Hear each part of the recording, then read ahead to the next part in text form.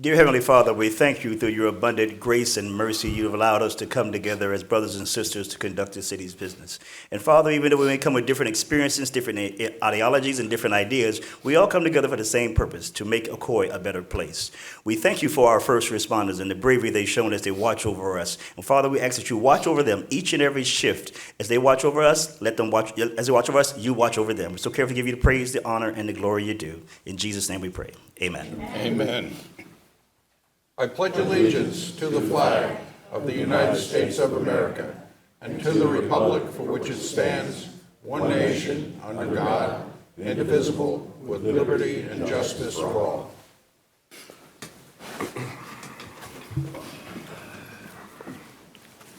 Roll call. Commissioner Kennedy, Here. Commissioner Wilson, Present. Mayor Johnson, Here. Commissioner Firstner, Here. Commissioner Oliver. Here. All right, we have presentations and proclamations. We have a 2025 Volunteer Month proclamation. Some of the volunteers here tonight, if you have to stand up, please stand up. There you go. That's people who serve on our volunteer board. Just give them a hand.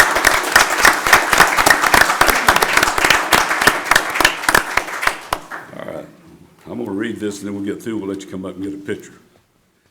I also understand that later on you'll be receiving volunteer board members will be receiving a special gift for your service sometime in the next week or two. All right, the month of April has been designated nationally as a volunteer month to recognize the hard work, dedication, and passion of volunteers and service members throughout our community. And whereas the month is an opportunity to celebrate and honor the numerous individuals and groups who invest their time to better the community around them. And whereas the City of Ocoee is proud to host 8 volunteer advisory boards which promote and maintain a positive relationship between citizens, the commission, and the city's respective departments. And whereas the city's 50 volunteers contribute their time and diligence to keep these positive connections, and whereas all citizens of the City of Ocoee community benefit from the work of these selfless individuals, and whereas the City of Ocoee holds great appreciation for their continued dedication and hard work. Now, therefore, the Commission of the City of Ocoee does hereby proclaim the month of April 2025 as Volunteer Month in the City of Ocoee and encourage all officials and residents to extend appreciation to the many volunteers who serve our community. Witness hereof, I am here to set my hand and cause the seal of the City of Ocoee, Florida to be affixed this first day of April 2025. All right, y'all want to come on up and get a picture made, all the volunteer people? We can stand up in the back. Here's, who's going to be the designated holder? You, you the name. Hold that. All right.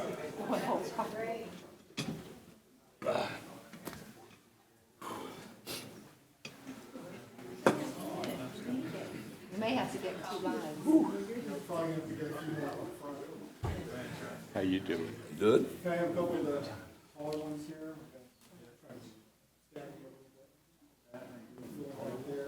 All get friendly. Pat? Pat, you gotta get in the front. Slide down here for me. Yeah, slide out there. So I get everybody in. The most important thing is make sure you don't block Rosemary. Oh, I got you perfect.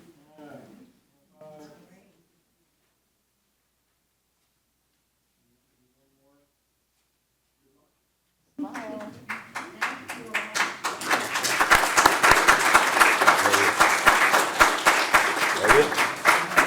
Anybody else have cameras? Anybody want? Okay.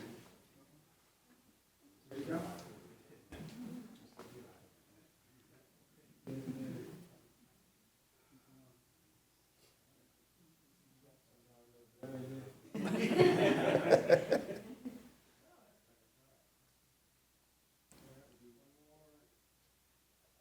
All right. All right. Thank you very much. Thank you very much.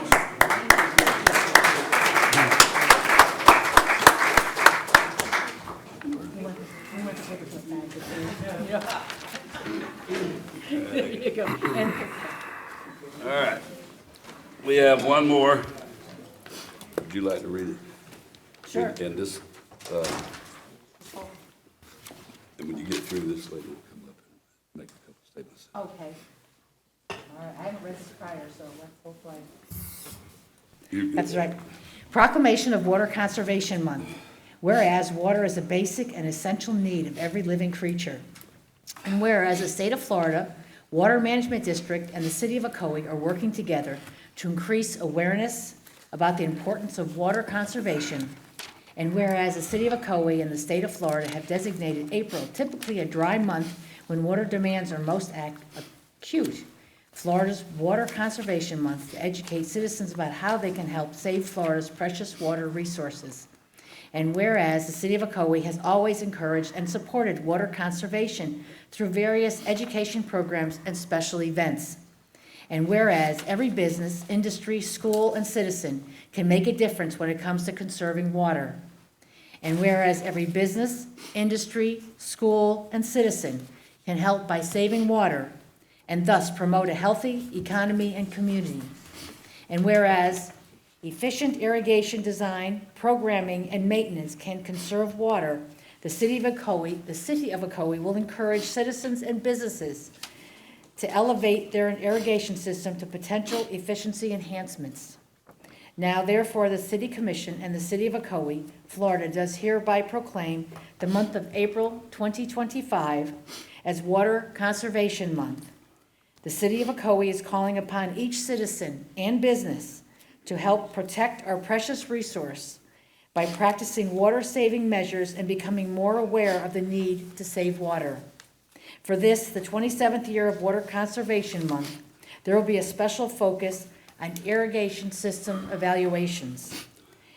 In witness thereof, I proclaim to have set, well, the mayor has, and caused the city of Ocoee to be affixed the first day of April 2025 as a proclamation of Water Conservation Month.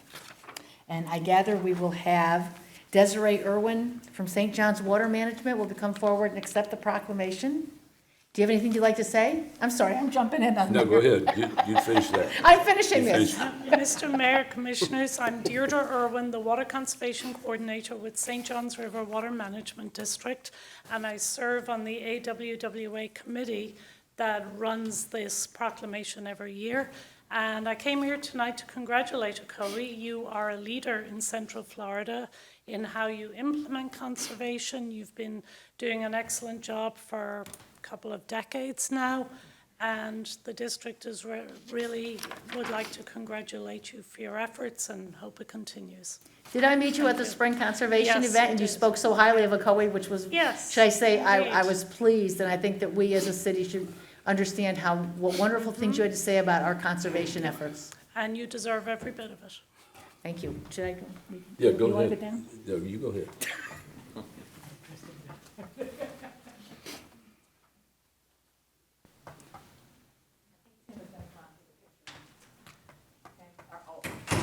We'll stand up in the back, Rosemary.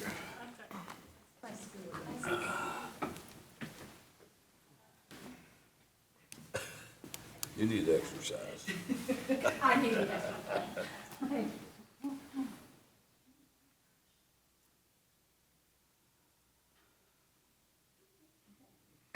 Thank you. Thank you, thank you.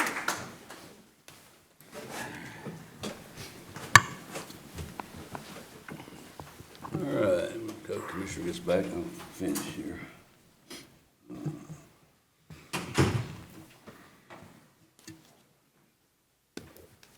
All right, next will be staff report. Yes, Mayor and members of the commission, I have a couple of items of importance. The first one is a good follow-up to the St. John's proclamation and water conservation. Have some great news. The city last week learned that we had received $2.2 million in grant funding for water resources, and I'll let Jen Bowling, who I've asked to be here tonight to give you a brief overview about the reclaimed water, tell you more about. But Jen and her staff and some of our other coordinating departments work together, but it's primarily a utilities-led effort to bring in these grants. And that's something that I'm working on a grant report, because we have a mandate in place to try to get grants where applicable and where it makes sense. And our staff's doing a really good job of it. Police and fire do that. But these are very impactful right now for a couple reasons. And if you recall, a couple meetings ago, I informed the commission about being officially noticed from Orange County that they intend to raise our wholesale reclaim rates. I think I misspoke at that meeting inadvertently when I mentioned that we pay 61 cents per gallon, and it should be per 1,000 gallons. So I think I want to dispel any miss there. And I've asked Jen to give us a very, very brief update so that we can get some of the facts out there to our community. And this is a very fluid, no pun intended, fluid process right now. And we have several major initiatives underway to make sure that we try to minimize the impact to our citizens. So, Jen, if you don't mind. Okay, Commissioners and Mayor. First, I want to start off with, I am very excited to tell you about 2 grants that we have received award notice on this week. The first grant is the Alternative Water Supply Grant, and we would not be successful without these projects, without amazing staff and your support, and also the Water Management District. That grant is for a $1.5 million cost share match, 50%, and we are going to put that money towards the reclaimed water main that we are constructing to bring the interconnect down to the new tank. So we greatly appreciate the partnership with both the St. John's and DEP. The second one I think you will be very pleased to hear about. We received a grant from DEP to assist our customers with connection to the sanitary sewer system. The grant does not cover the capital fees, but what it does cover is the bulk of the cost for the construction from the clean out to connection to their home, for the septic tank abandonment, and also for restoration in their yard. So that grant is about $700,000. We've come up with a budget for each lot, and we will be coming back to you with both of those agreements to enter into. And that is thanks to DEP. That it? Yep. Isn't that enough? Well, I'm she's excited. going to give you a very quick little presentation. All right, so now, just for your really quick, your reclaim water update, I know we have a busy night tonight. I'm not gonna go through the whole timeline. As you're aware, Orange County staff came and met with utility staff back at the end of November to notify us of a rate increase. The basis of the rate increase is the customer class that they consider us to be in. When the city signed the agreement in 2012, we were known as interruptible without storage. The new classification is they would put us as priority. And so the county has indicated that we must have a backup supply to reclaim to be able to qualify for a lower rate. So that is a change in the customer class. And everyone has to keep in mind that back when we signed this agreement in 2012, it was a much different situation. The county had a lot of reclaimed water. They needed to sell it. We saw a fantastic opportunity for sustainability in our community, an opportunity. We've partnered with St. John's River Water Management District and a number of grants to do retrofit programs. And so the whole basis of the rate increase, again, is that definition of the customer base. So interruptible without storage. When we review the agreement, there is no reference to backup supply. We have done an online search and also in our records, we don't find any reference where the county has requested that we have a backup supply. I've contacted the previous 2 utilities directors. They have both indicated that there have been no discussions of this backup supply. I am your current utilities director. I've been working on your water supply planning and permitting from about 2006. I did everything that had to do with St. John's, and there were no discussions during my time as your consultant before joining the city that we were going to need this backup supply. We've had numerous discussions with county staff, the first one being to request the time to design and construct facilities to meet their needs. November of 2024 to October 1st of 2025 is not enough time to come up with cost-effective projects, let alone to design and to construct them. We did request that we adjust the level of service. where when, during an emergency situation, when reclaimed water is not available, we could go to water conservation measures. This would basically mimic your emergency water shortage when the district mandates this for groundwater. We would have some design adjustments. We'd still have to meet peak demands. There's all that engineering that you're not too interested in, but the goal was to try to reduce the infrastructure that would be needed for an emergency water shortage. We also requested that we could use reclaimed water from other supplies, our own supply or any other supply that we could receive in our service area. They are dictating that we would have to do backup with groundwater. So that goes against our sustainability policy. It goes against what the water management districts are implementing. We are in the special water caution area called the CFWI. It goes against all of those sustainability principles. So we brought a high-level plan to the county to consider because it's time and money to design and develop these programs. And we were told that we must meet their requirements, which would be backup supply with groundwater, and also to meet the demands that typically you see now. So rather than go into an emergency water shortage. So that really dictates level of service. Staff will say, no, it doesn't. We can meet our service requirements as we wish. However, we would have to design to the peak demands. So what that essentially means is we're paying about 60 cents per 1,000 gallons. October 1st, as you're aware, it goes up to $1.58 a 1,000 gallons. There is no way that we can meet the criteria for the lower rate at this time and by October 1st. So aside from the numerous conversations that we've had with the county, we've initiated a rate study.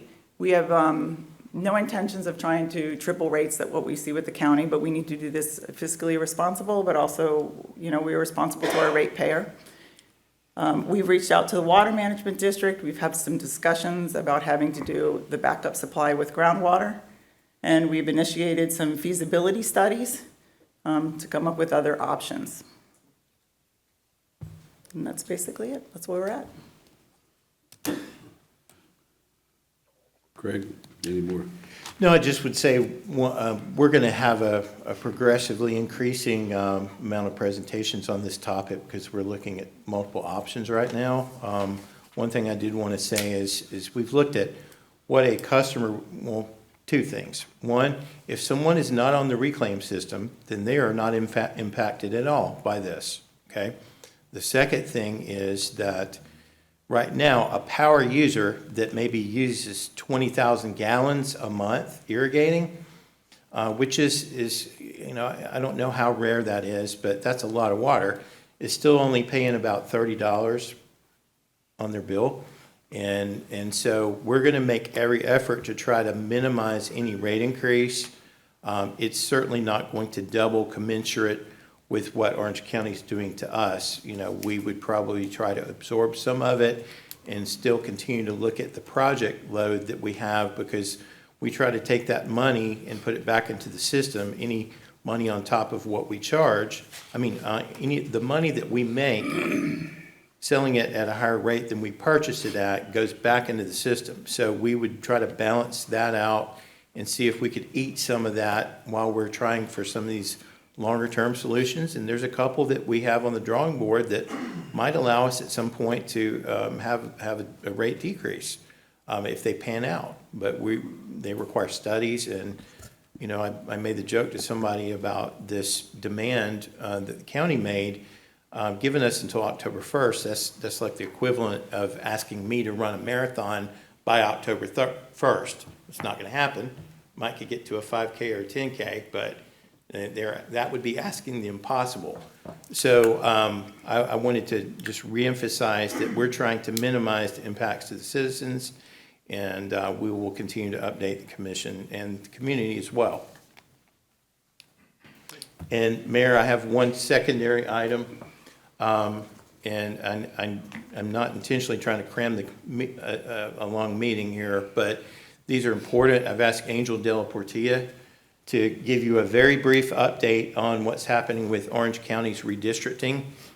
Angel sits on the redistricting committee for Orange County, and this is an important topic for all of our citizens, and he has a brief update and can answer a few questions. Good evening, Mayor and Commissioners, Mr. City Manager. As Mr. Tadrick's pointed out, I am serving on the Orange County Mid-Decennial Redistricting Committee. I was appointed by District 2 Commissioner Christine Moore as a representative for the city of Ocoee. She's also appointed former Mayor Joe Kilsheimer from Apopka to represent the north part of the district. So the reason the county's going through a redistricting is that last year the Orange County Charter had a ballot item to asking the voters to increase the county from 6 to 8, and it passed. So beginning in February, the county commission appointed 15 members, including myself. The mayor got 3 appointees, and each of the commissioners got 2 appointees to serve on this redistricting committee. And essentially what we're doing is we're taking the county's existing maps of districts. We currently have 6 districts of approximately 250,000 residents, and we're adding 2, so we're going to be reducing each district by 75,000 people. District 1 is actually the largest district. District 1 is just, it's Winter Garden and Horizons West. That has grown. It's been the fastest growing district in the county. They have 275,000 residents. So they will lose, District 1 will lose 175,000. So the county set up there's a website you can go on, Orange County Redistricting. You can Google Orange County Redistricting. That'll take you to the website. And if you, all the information will be on this website. The maps as they're being presented. We've had 3 meetings so far. We're having a meeting tomorrow in Apopka, in downtown Apopka. So all the maps will be shown here.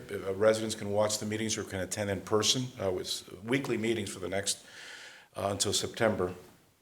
Let me see here. Sorry. Let's see. I'm sorry.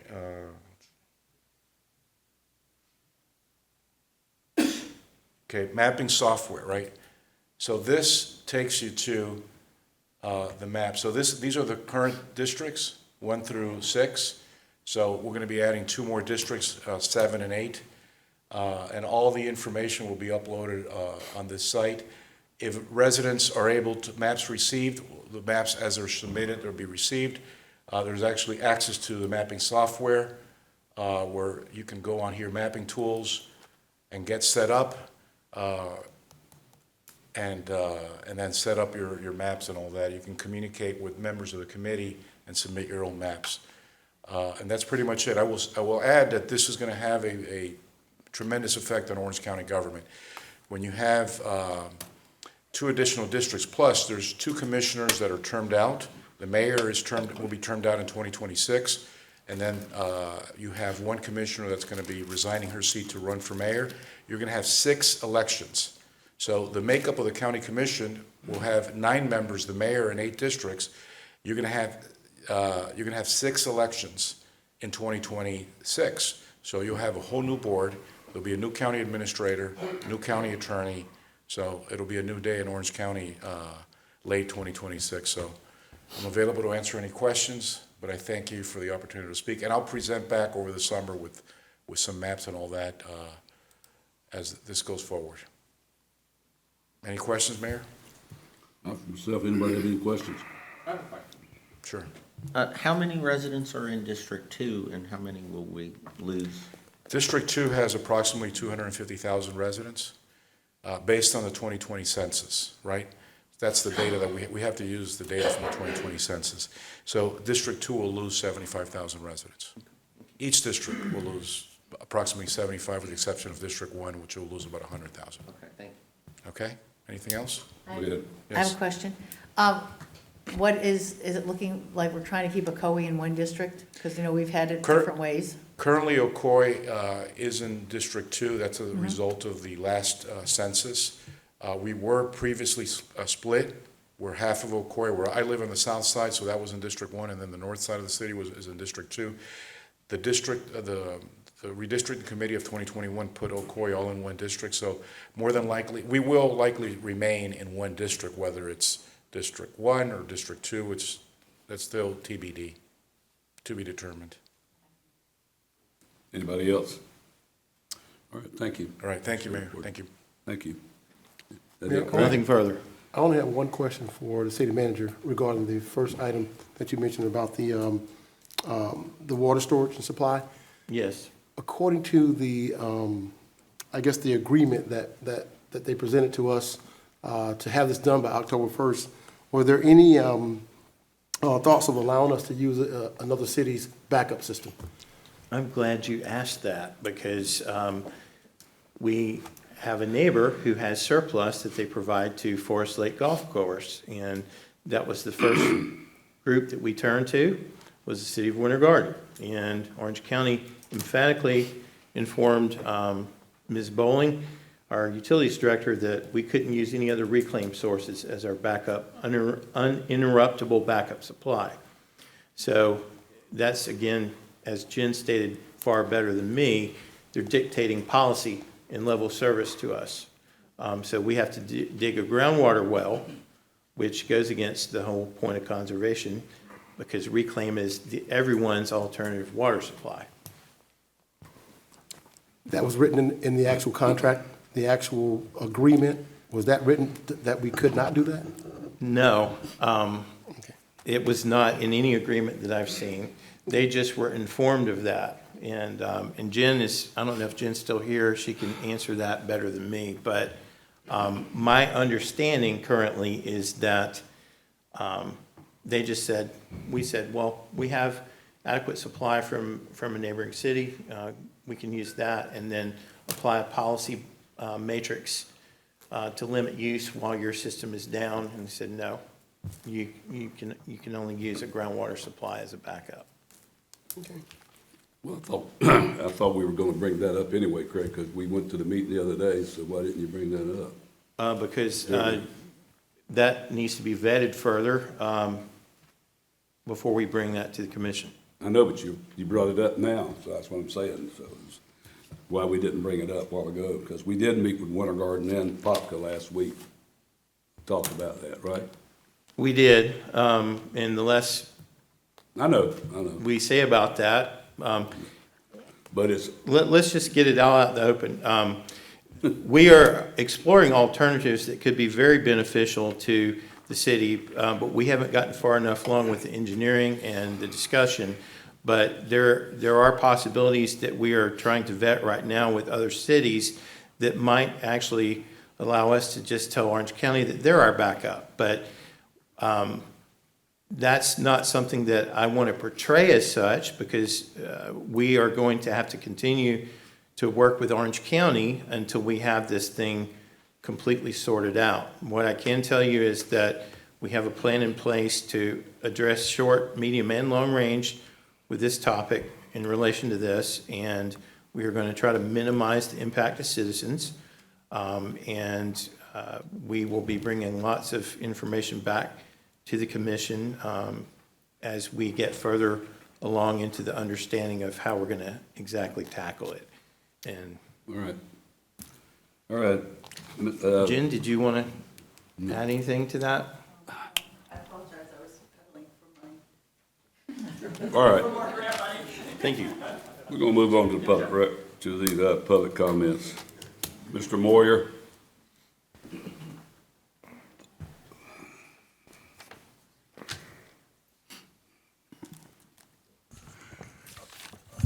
Good evening.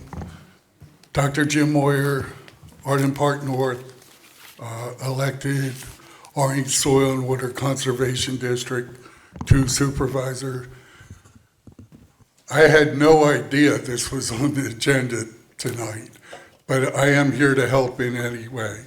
I was a couple minutes late to the meeting because I emailed Assistant City Manager Mike Roomer and the city manager and the mayor to ask them on next agenda if I could do a presentation about water. What I'm going to quickly mention today has to do with the big picture, the global perspective of water.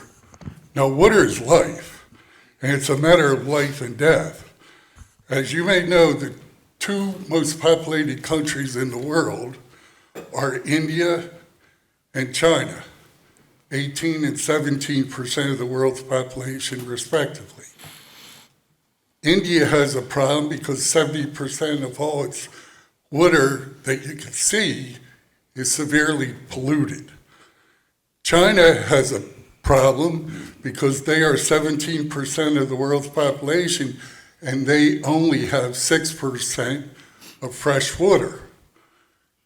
Now, the countries that are advanced when it comes to water and desalination of seawater is the Gulf, the rich oil country with Saudi Arabia leading the way.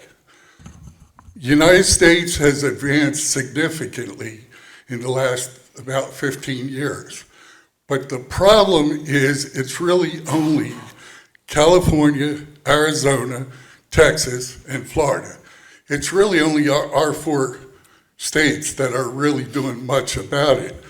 But what I'd like to express to you, if you're familiar at all with Africa, Sub-Saharan Africa has 49 countries, which is roughly 25% of the world's population.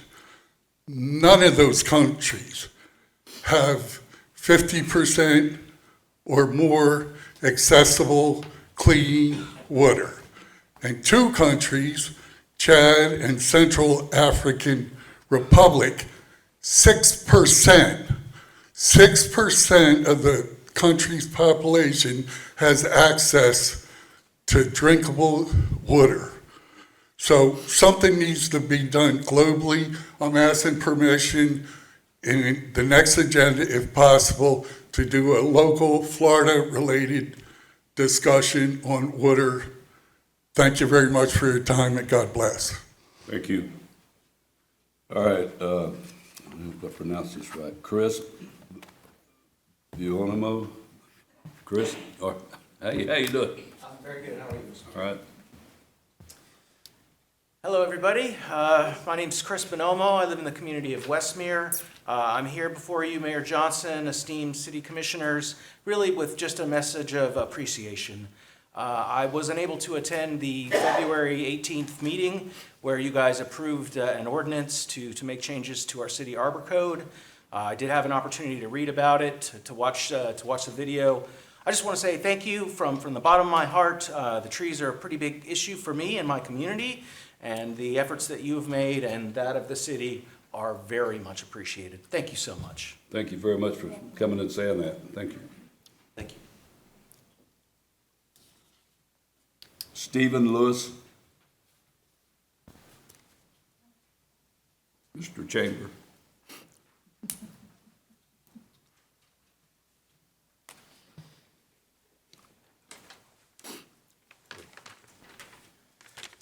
Good evening, Mayor Johnson and City Commission. Very much appreciate y'all giving me the opportunity for just a couple minutes. My name is Stephen Lewis, and I'm the President and CEO of the West Orange Chamber of Commerce. I'm here this evening to say thank you to each of you and your staff for your assistance in helping us to execute our signature event, Best Fest, last week at Bill Breeze Park.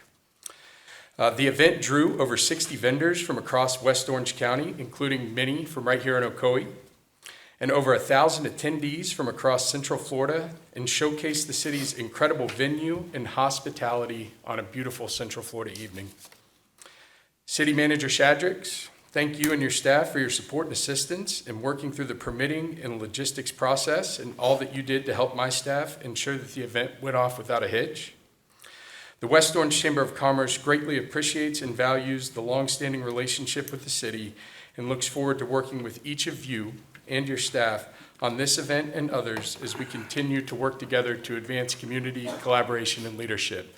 Thank you all very much. Job well done last week in hosting us here in Ocoee. Thank you. Appreciate it very much. Turned out great. Good weather, too. Appreciate it. Chamber of Commerce weather. Yeah. All right, this one's Michael Rogers.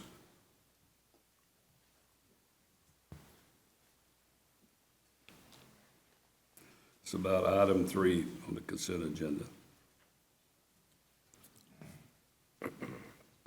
Hey, thank you. My name is Michael Rogers, and I'm here with an objection to the expansion of automated license plate readers. I don't know when they were added. If they were here when I moved to Ocoee 3 years ago, it was not obvious to me. I have an objection in principle. It's warrantless mass surveillance. This isn't a question about red light cameras, which are enforcing a specific law. This is a hammer looking for a nail. Yes, these cameras are in a public place and there's no expectation of privacy, but it's invasive and in this case, without oversight. My concern is that additional cameras could eventually be used for something like a car tax scheme that's being currently enacted in New York, in London. Flock is also a private company. This isn't our police department increasing patrols. Flock doesn't have constitutional limitations that any governmental institution does. By hiring Flock, cities are attempting to bypass the question of legality, ethics, and constitutionality. Practical objection is that Flock has a profit motive.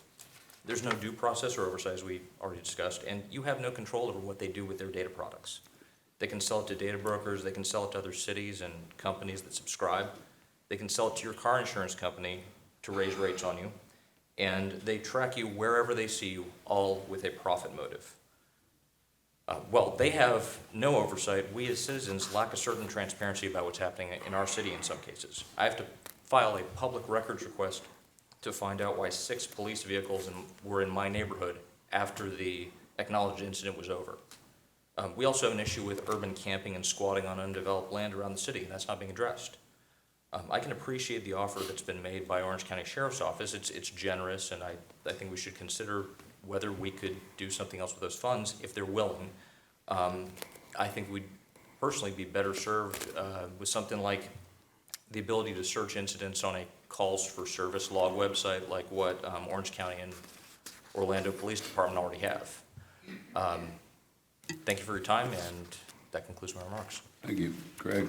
Any of the police chiefs here? Chief Auburn is here, and we can bring him out if you'd like. He's in the back. Let's give him a second to get out here.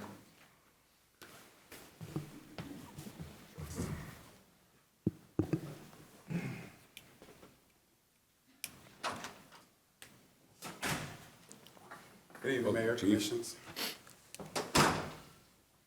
Are they talking about the cameras, license plate readers? Yes, sir.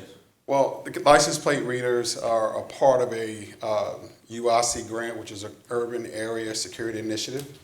We're thankful that Orange County was considerate enough to think of us to allow us to put these cameras here. These cameras can assist with locating your stolen vehicles, lost or stolen license plates.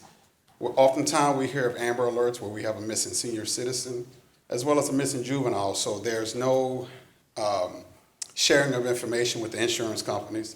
That information stays in-house. We do share amongst other law enforcement agencies if they are looking for any suspect that have committed any crimes anywhere, because as long as a vehicle's tag has been entered in the system as stolen or related to some type of violent crime, that vehicle, once it passes one of those cameras, we will get an alert.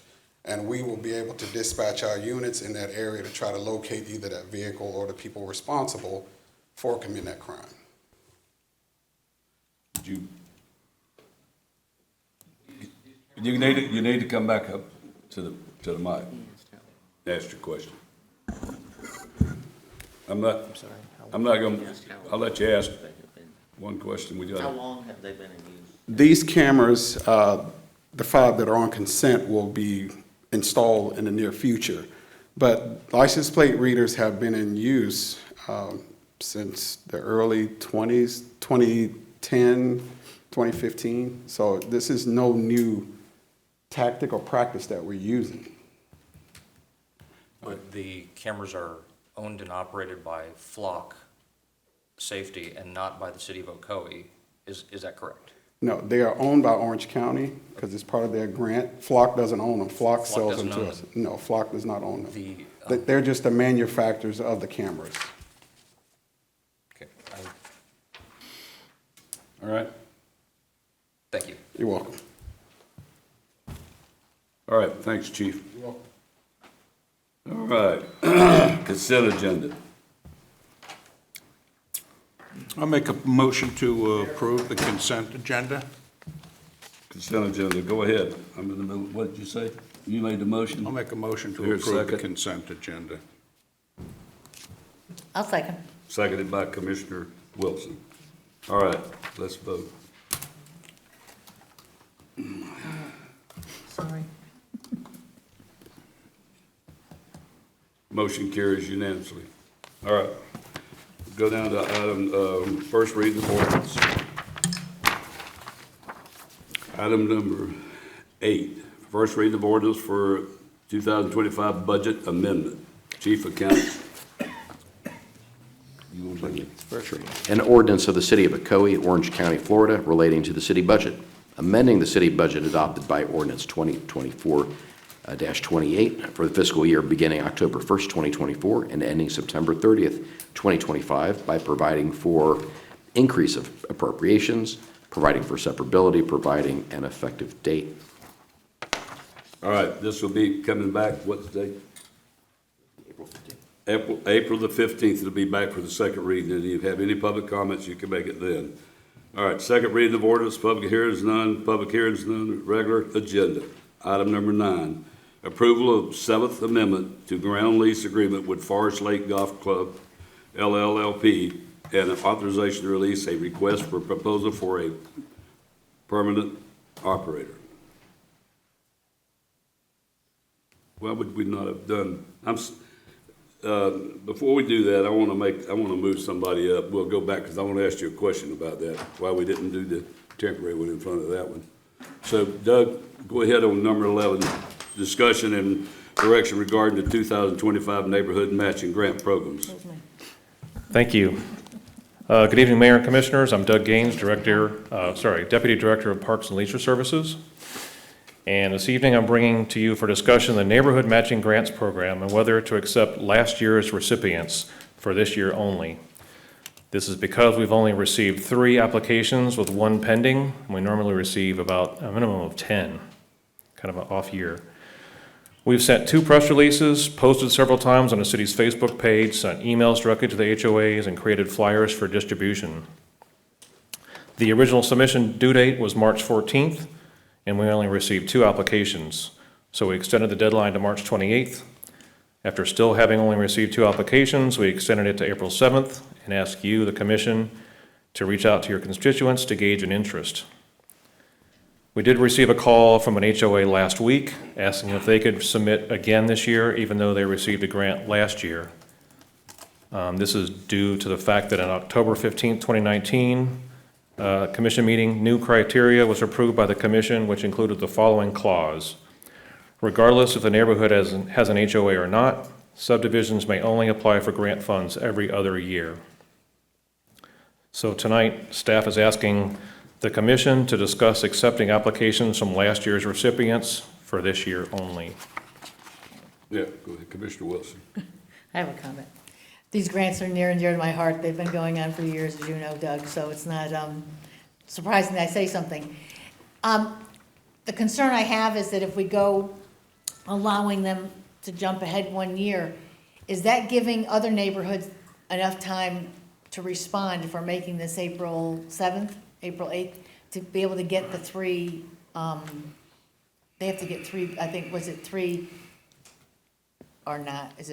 Are we sticking to that where they have to? We can push it ahead another week or so that But any other applications that we get, they'll have plenty of time.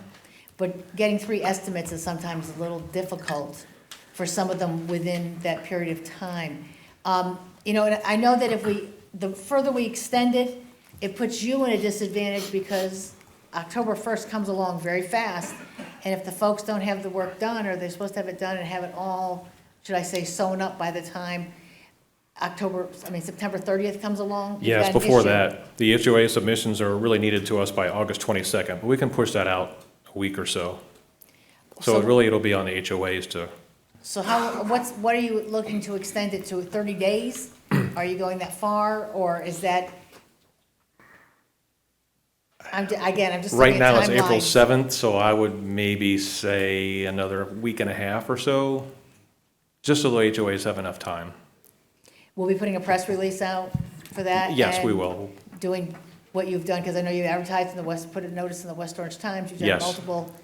I don't know what's causing HOAs, I've been announcing it periodically, I think I've put it out twice on my email list. It's a strange year. We've never had this happen. It is, I would like to give them at least, if we could, 2 additional weeks. Sure. Would is that putting you at a disadvantage for? Not at all. The August? It just means they have to move faster. Correct, they do. It's putting them on a deadline. Correct. Okay. I don't know if anyone's going to look. Anybody else? I do. I agree partly. The original date was March 14th, and so I don't know that the date is the problem, but I agree, I would agree with extending it to April 14th before the next meeting, that's 2 weeks. But what I think is the problem, or a problem, is the application itself. I reviewed it. I think it's a little onerous and could be revamped. So what I would like to do is extend the date. If you don't have enough participation, if you have enough first time or more than a year ago, but if you don't have enough participation, open it to people that apply. And then let's revamp this for next year. Let's take a look at this. Is it the right amount? Is it too much? And what can we do with the process and the application to make it maybe most HOAs have staff and can comply with that, but especially some of the non-HOAs, I think, have problems fulfilling the requirement. We did revamp it a couple years ago, I believe, and it's really simplified compared to what it was. It used to have to go through finance and all kinds of calculations. I believe you, but it's still bad. Yeah. Again, I know it's such a benefit to our residents because, again, in the long run, it beautifies Ocoee, and that's the whole to me, that's one of the benefits of it. And whether it's a community that takes, and we've opened it up to communities, not, I know it was previously mostly HOAs, but if communities want to get together and update maybe their entrance. Right. And making it a little more accessible to them. Yeah, I don't have a problem changing it, but what I'd ask is if we can, if they put in for it, even if they put in for it last year or whatever, we go ahead and approve that when you get it ready in the 2 weeks. Then during the budget process, we do address this issue to change it during the budget process. So that way we can get it straightened out, because it'll be another year before it's time anyway. And we always have people that put in for that. I mean, Yeah. I'm kind of shocked. Even with the every other year rule, we've had a minimum of 10. So let's do that. If you got 2 weeks to put it out, try to put it on the TV or put it out to somebody. Yep. Give them the requirements though, but make sure they got to do it. But let's do that. And then if it's okay with the commissioners, we do it during the budget process and change that process. Do we need a motion for that? I have a question. When do we announce the opening of the grant? What's the time frame? When do we actually announce that? When is that we announce to the citizens? When do we put it, like, on our city's website? What's the time frame? What's the date? What Notify the month? public. Oh, it's March 14th is when we accept, but it's a couple of months before we put the application online and get people ready for it. Is that what you're So asking? sometime in January? Yes. You open up to say, hey, you can start applying for the community grant Correct. program. Correct. So you get 2 months, 2.5 months to get everything together by Yes. the March 14th deadline. Yes. Prior to that, is there any advertisement for that anywhere that we actually do have a community grant program? The reason I ask that because I've been to several HOA meetings and I would talk about that and they would be kind of perplexed as to, we didn't know that existed. So is there any marketing material or any way we can market this program throughout the year prior to opening it up in January? We have flyers in the lobby. We have it on the electronic bulletin board. We put it on our website. We put it on Facebook. It was in the West Orange Times, sorry, the Orange Observer. It was in Vox Populi, so it gets a lot of traction. It's always been there. So it's there, but is it there starting January or is it there year round? It's there year-round. It talks about our grants application and the grants program. It's all there. I do notice on our website, we have what's called, you have this area, it's like this landing page, which is really large, that announce events. I've never seen it there. So is there perhaps we can kind of maybe move it up and start advertising just a little bit more on the website? It's on there. It's on the spotlights. It's rotating spotlights, with yes. all our events, and the neighborhood matching grants is on there. Perfect. Yeah. Okay.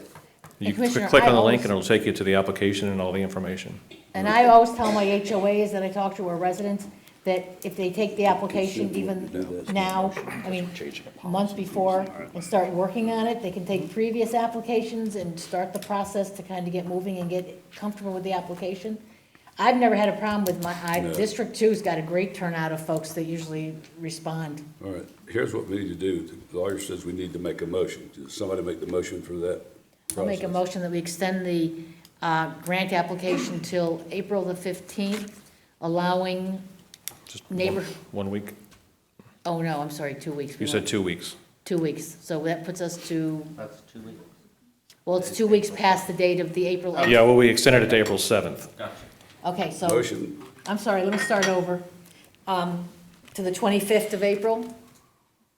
That gives us 2 weeks from the original, am I wrong? oh, Okay, extend the date to April 25th, accepting applications for neighborhoods or HOAs that even applied in the previous year. and put in there that we're gonna address the issue through the, And we will address the issue for application revamping within the next year. I'll second. motion made by Commissioner Wilson? and Commissioner, seconded by Commissioner Kennedy. Any more comments? Now let's vote. I'm gonna come to your defense right there, Mayor. When we're up here, sometimes we forget the names as you're sitting there. You get nervous. I forget it sometimes when I'm sitting there and been with them a long time. Well, I've done it and all of a sudden it's like, who's that? I called some people at the Best Fest the other night. I called a guy, George, his name's Johnny, and I called another one something else, Russell Erno, who I've been friends with for 50 years. All right, Thanks for motion carries moving unanimously. me up. Thank you, Dougie. Thanks, Doug. All right, we're gonna go to number 9, approval of Seventh Amendment to ground lease agreement with Forest Lake Golf Club, LLLP, and authorization to release a request for proposal for a permanent operator. City Attorney. Yes, Mayor, Commissioners, thank you very much.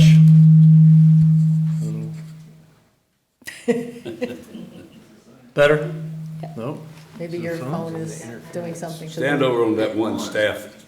That's better. I think it must have been the Stand with phone. that one microphone. Over the. Like your this? part of the staff. Better? Or maybe the other one, since you're, Turn one off. All I right. think that works, got it. Kurt Ardeman with the Fishback Dominic Law Firm, City Attorney's Office. Before I make my presentation, I just have to make a comment. I was looking up at the screens and noticed, of course, it's Ocoee's 100-year anniversary. And I'm thinking, well, I graduated from Ocoee High School. And I'm thinking, well, it wasn't that long ago. 50 years ago, 1975, which is half the age of the city. So I'm impressed with myself. I just had to say that. It really hit me. Sorry about that. you're telling us your age, Kurt. Yeah, I did that, but I'm thinking, well, that can't be that old. But anyway, I'd like to give you all a brief summary of where we are to consider the Seventh Amendment.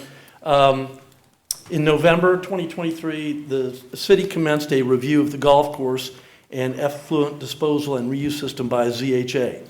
Forest Lake, the tenant of the course, of course, later requested the city approve JA Hospitality as an assignee or exercise the city's right of first refusal for approximately $7.5 million. The city noticed Forest Lake for defaults under the lease, and the city commission denied the assignment. Forest Lake resubmitted its request for the city to approve the JA Hospitality and assignment, or again exercise the city's right of first refusal a second time, but this time for approximately $7.1 million. The city denied the request for assignment. At that point, the city commission, given what had happened to that date, directed that the parties mediate the matter. As each of you now know, and each have been separately briefed independently, the city and Forest Lake reached a mediated settlement agreement on February 26, 2025 regarding the city's notices of default, under the lease. Since then, the city, through your city attorneys, the city staff, and city consultants, and Forest Lake's attorneys and its principals have worked tirelessly to reach a Seventh Amendment that provides the specific terms and details of the settlement. That is in your packet, and you should been available to the public, and it's been available to the commissioners with those details, I believe, since late last week, Thursday. I would like to briefly go over, for everyone's benefit, a quick summary of the Seventh Amendment that's in the packet. If the City Commission approves the Seventh Amendment tonight, the agreement will be effective today, and the following terms, primary terms and conditions will apply. We have Forest Lake's signature on the agreement that's in your packet, so it is available. If the commission approves this tonight and the mayor signs it, it will become effective. So if the commission approves this agreement tonight, the city will have until May 1, a month, 2025, to amend the city budget to provide for payment to Forest Lake of $4.5 million to be paid as follows. $750,000 to be paid on or before May 1, 2025. $3,750,000 to be paid on or before November 3, 2025. The lease to Forest Lake will terminate on May 1, 2025, and the city will take over the golf course and effluent disposal and reuse system through an interim operator on May 1, 2025. During the 6-month period after May 1, 2025, the city is to issue an RFP for a long-term operator to operate the golf course and effluent disposal and reuse system, which permanent operator is anticipated to start on or about November 3, 2025, 6 months after the termination of the lease. Upon approval of the Seventh Amendment, the city will not be able to terminate the lease based on the defaults that were previously issued by the city. You remember we had several defaults that we had given to Forest Lake. And that's regardless of whether the lease actually terminates on May 1 or the lease continues. If the lease does not terminate on May 1, 2025, for whatever reason, any new notice of default by the city would have to be based on conditions or breaches that were materially different than the conditions that exist on the effective date for the next 1 year. That's it if we don't close this deal on May 1. However, after that 1-year period, that limitation on terminating the lease would no longer apply. If the commission approves this and it amends its budget and we close on May 1, that should not be an issue.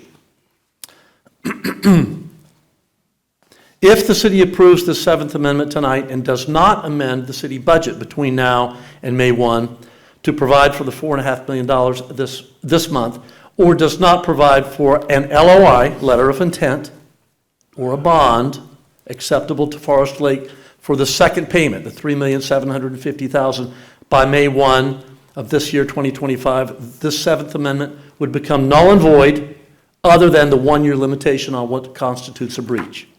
So the city commission would not be bound to amend its budget. The city cannot legally contract to amend its budget. You'll have to go through that process, and if you elect not to amend the budget, then, and we don't provide a letter of intent or a bond, then this Seventh Amendment would terminate.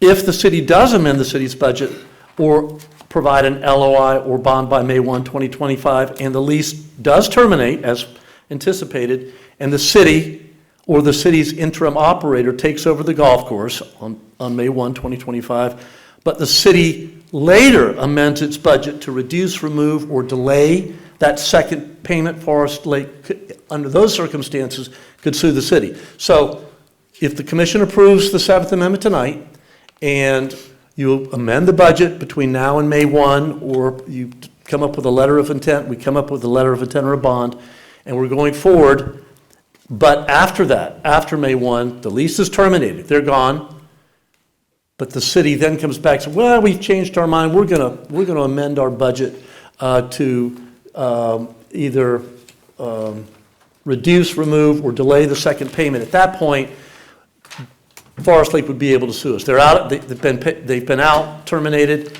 We will pay them only the $750,000, and they would be likely seeking the $3,750,000. That's highly unlikely, but I just had to, these are some of the technical things we had to put into this Seventh Amendment, and I need to explain them to you. After the termination date, that's after May 1, 2025, with the exception of Forest Lake's representations and warranties that they're making to the city, and any noticed claims that the city would make against Forest Lake. So if we find some things where Forest Lake has misrepresented or hidden something from the city, then in that case, the city would not release them from that, but the city, other than that, would release Forest Lake for all matters through May 1, that's through the termination date. And the city's notice claims, if we give them a notice, assuming there was something that was misread, we would still at that point be capped at a $375,000 recovery. Last point I'd like to make is that after the city makes the second payment, the $3,750,000, both parties will be released from each other except to the extent that the city has issued to Forest Lake any claims. If we, during that period, find that there's been misrepresentations or matters that have been that they knew about, that they did not disclose to us, then at that point, we would be able to keep those notice claims in place up to the $375,000. We do have Robert Utsi here and other members of the city's consultant team. If the commission has any particular questions, your city manager has done an unbelievable yeoman's job to get us here. He and Ken Ezell and Ken Ezell's wife, they have been taking time, just an amazing amount of time. The city attorneys and the city consultants have been at this solid for 2 weeks, and the Forest Lake lawyers have been at it. Unfortunately, it's taken this long. We thought we could have it by last Thursday. We couldn't get something to you in advance, so we got the document finalized to you all by then for your consideration, so you and the public would have an opportunity to read it, ask any questions, and we're here tonight. All right. So Yes, sir. before we go to that, I'm going to open the public hearing, let anybody in the audience go ahead and talk, ask you. Sure. It's not a hearing, but it's a meeting, and you're certainly welcome to do that, Mayor. Okay. Anybody in the audience have any comments? Want to ask any questions? Going once? Going twice? No. All right. All right, I'm going to open it to the commissioners. All right, Commissioner? No? No questions. No questions? Anybody down here? No questions. No questions, right? All right, we need a motion. No, I'm sorry, you're open for questions? I'd asked that twice, yes. I'm sorry, I was reading something. I'm sorry. Yeah. I've read over this agreement several times, and I'm just not settled on a lot of things about this agreement. For one, I keep going back to item number 10, which we didn't got there yet, an interim operator. And it seems that, for one, we are, to me, seem to be putting the cart before the horse. We seem to be putting a bandage on something where we're actually asking for an interim operator, and then we're putting out an RFP, as opposed to why not do this the right way and and ask for a permanent operator up front, as opposed to let's kick a can down the road, put a bandage on it. But what I don't want to see, us approve this first, then approve an interim operator for 6 months, and then at the end of 6 months, that interim operator gets put on some kind of consent agenda, and there is no financials here. So I'm looking at what was provided for the interim operator, and I see no elements of a business plan. Right now, you're asking the city to be the bank. You want us to bankroll $4.5 million, and then we don't have any financials on the interim to determine exactly how much we're making. There's no expenses. I saw the information that was received in our docket here, and there was revenue that was shown for 6 months over 1 year, but there was no expenses to that at all. And when I'm looking for, I'm only talking about the interim right now. What I'm looking for is some kind of elements of a business plan to let me know. I want to see an executive summary. I would like to see a company summary. I would like to see the service you actually provide for the public. I want to see competitive comparisons. I would like to see a market analysis, marketing segments, target markets, strategies. I would like to see a sales forecast. I would like to see some elements of a basic business plan that tells me that you are going to come in and operate this golf course on the long term, and you are able to do it because I can see from a 30,000-foot overview. If you want me to bankroll this, I'm putting myself in a position of a bank, because earlier today I spoke to an investment banker at Bank of America, and we talked about this. And these are some of the things that they look for to know that you're going to give me a return on my investment. Right now, all I have is I have a document that shows me 6 months worth of revenue, and revenue stream, I'm not finished, and no expenses to that, but no information as to who this company is and are they truly capable of doing what they say they're going to do, and is it going to be in the best interest of the city? Is it the best interest of the citizens of Ocoee? So you want me to approve this? I need to ask you a question, Commissioner. Okay. You're on the second issue, we're on the first issue. I know, but I know, but we need to do what you're saying on the second issue. I have a hard time approving the first one if Well, I can't. If then I vote can't, no. we're putting the cart before the horse, because No. again, I just don't want to see All right, this happen where we're trying to do this. And I still have questions about the You first one wanna as talk well. now? If we're going to deal with the first one, I still have questions about that as well. All right, Since we want to deal with that. Commissioner Wilson wants to talk also. Well, I'm not finished. We'll finish up. Okay, I'm not finished. We're bankrolling this thing here. And in my mind, if I was a company that want to come in and I want to partner with the city, what I would actually do from the RFP, I'm looking for $2.25 million to partner with us, to also take on the risk. There's also another issue here that we talked about $7.5 million worth of violations that I see nowhere in this agreement. I don't see it anywhere here. So if you take the $7.5 million worth of violations plus $4.5 million, that's $11.7 million that we're talking about right now. Even though we only mentioned 4.5, I want to know who's going to assume the risk of the $7.5 million, because you put it out there. Once you put it out there, you just can't just make it go away like Pixie does. It's real. It's real money. It's real violations. I want to know how this is going to be addressed. Because right now, in this first agreement we're talking about, the seventh agreement, it has not been addressed. We talk about 7 agreements. That means that there's been 6 different amendments to this agreement prior to today. Between 1993 and 2016, there was 6 different agreements. There was 6 opportunities to do an investigation, to do a inspection on the golf course to see if we actually did have any violations. So we may not be facing 7.5 right about now if we had did our due diligence then. But now we're also being forced, and I feel rushed to do something here, to bankroll this thing, and it just, for me, it just doesn't feel right to me. Okay, all right, Commissioner Wilson. I disagree with you. At this point, the important aspect is, number one, we're not looking at who's going to take care of it for 6 months. We're looking to take the golf course back under our control. And at this point, how many amendments there are, the factor is we need to resolve this tonight, get this done. Then we go on and look at who's ever going to manage the golf course, and then go to the RFP. Right now, this is, I think you're doing kind of a knee-jerk reaction. The numbers you're throwing out just don't seem to, I don't understand the numbers you're throwing out. I think you're making it getting it very confused. I think what we're looking at is the 4.5 million. We're looking at an initial payment of $750,000 by May 1st.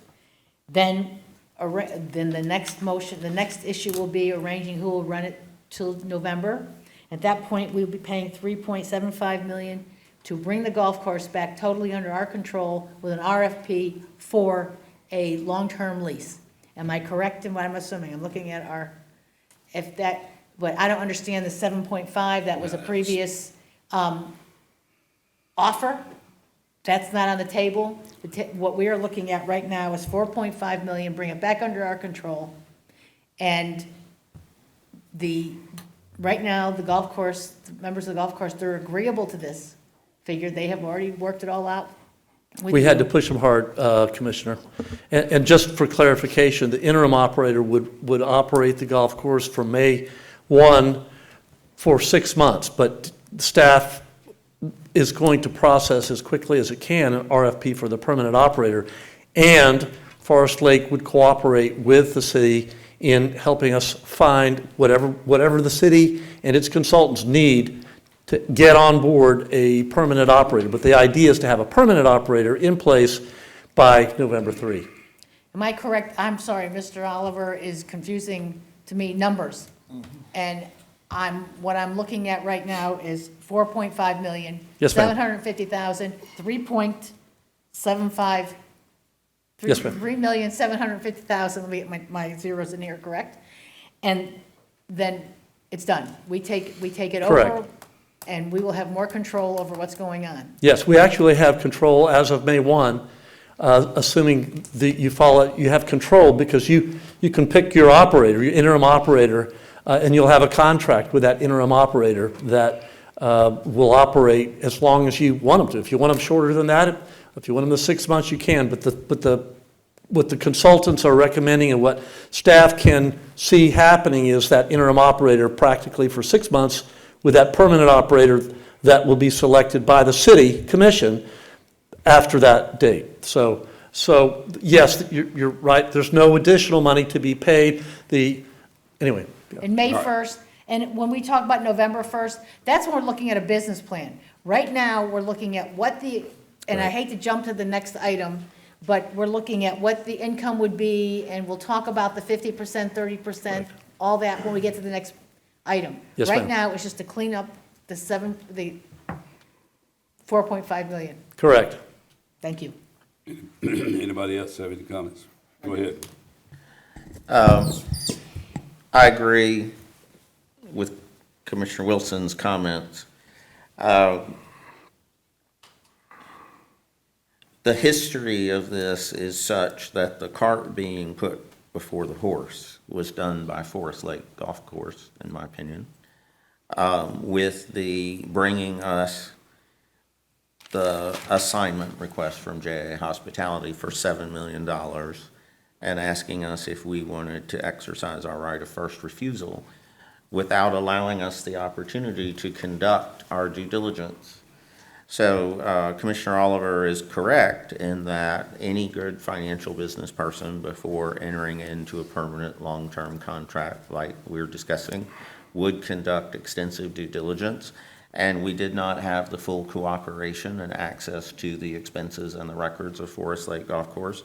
And so in this instance, I actually agree. I think staff and the consultants and experts have brought a viable plan that makes the most sense, common sense and business sense, to solve the problem at hand, which is a mediated settlement,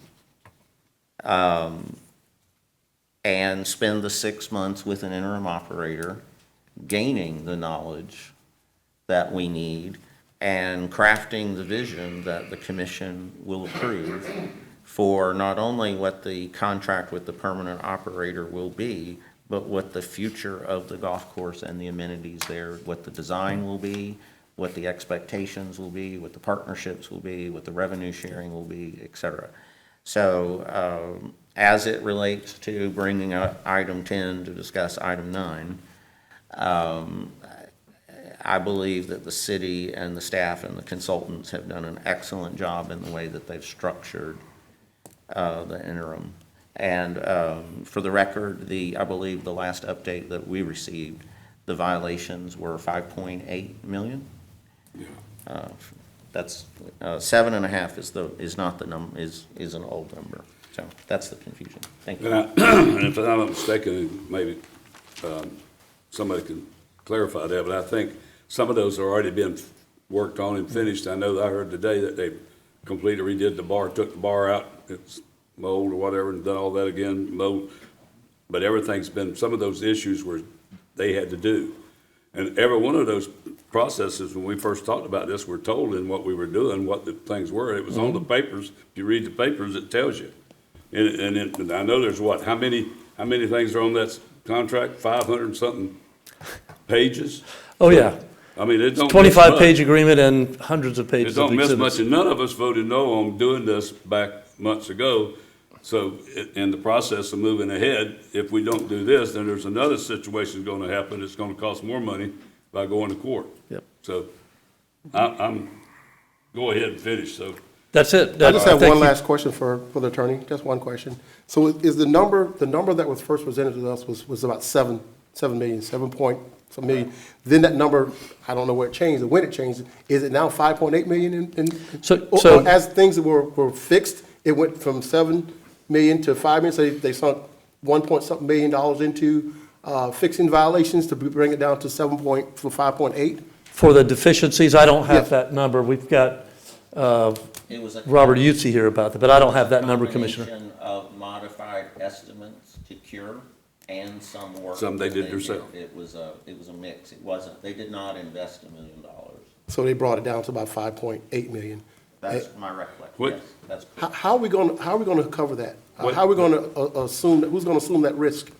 In addition to what either way it goes, no matter how you shell this out, we're still putting out 4.5 we already million. went In through addition to that. that, another 5.8 million, so it's still coming out of taxpayer dollars, no matter how you shuffle it, how you look at it, or how you pronounce it. How are we going to cover that? We've already. Is it gonna asked go that, away, Commissioner. or? I'm gonna stop, because we gotta do this thing. Okay. Well, you already brought that up. Okay, all right. Spoke on that. One of the things will be, the profit that comes out of that place will pay it.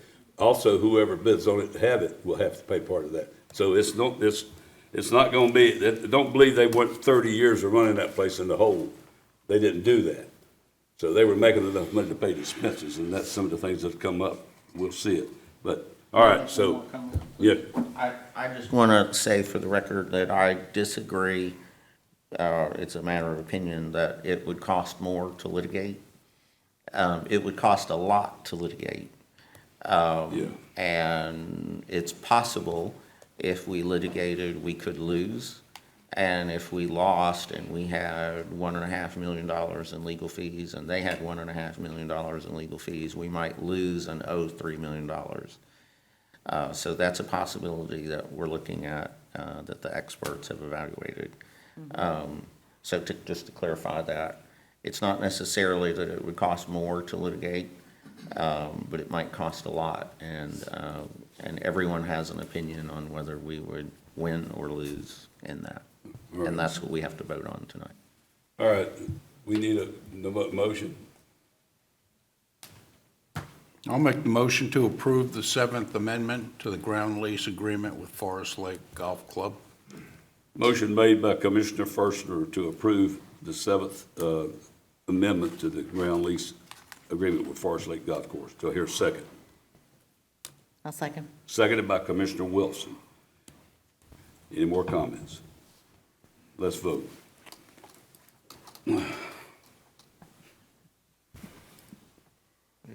I don't know if we're. Didn't go. It's working there. Did you hit? Yes. Well, everybody revote. Okay. Stop it a minute. Let's go back. All right, let's vote again.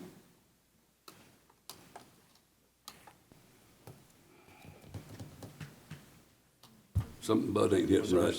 It's not showing our vote. Your light lit? Oh, I like. It's only 80%. Okay, who didn't Yeah, vote? it's not showing it. I'm hitting the button. You hit the button. One person, mine's lit, is yours lit? Mine's It's lit. lit, but where does it say all the names of votes? I get all the votes up here. It's stuck on 80%. I know. Did somebody? Reset. Can we reset it again? Clear it out. Clear that out over there and we'll vote My again. enable's lit. Is your enable Everybody lit? check, make sure it says enable. Underneath there? Lit. All right, let's go back where it says yes. Or no? All right. Let's vote. Or no. Or no. There we go, looks There like we we're. go again. Go back to red. There it There we goes, there go. it goes. Where we go? Let's go. There we go. All right. All right. Commissioner Kennedy voted no.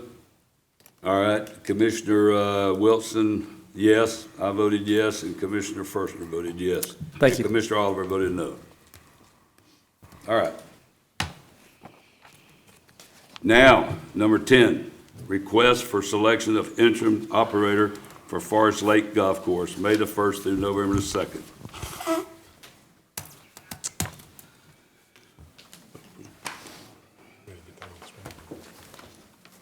Good evening, Mayor, Commissioners, Mr. City Manager.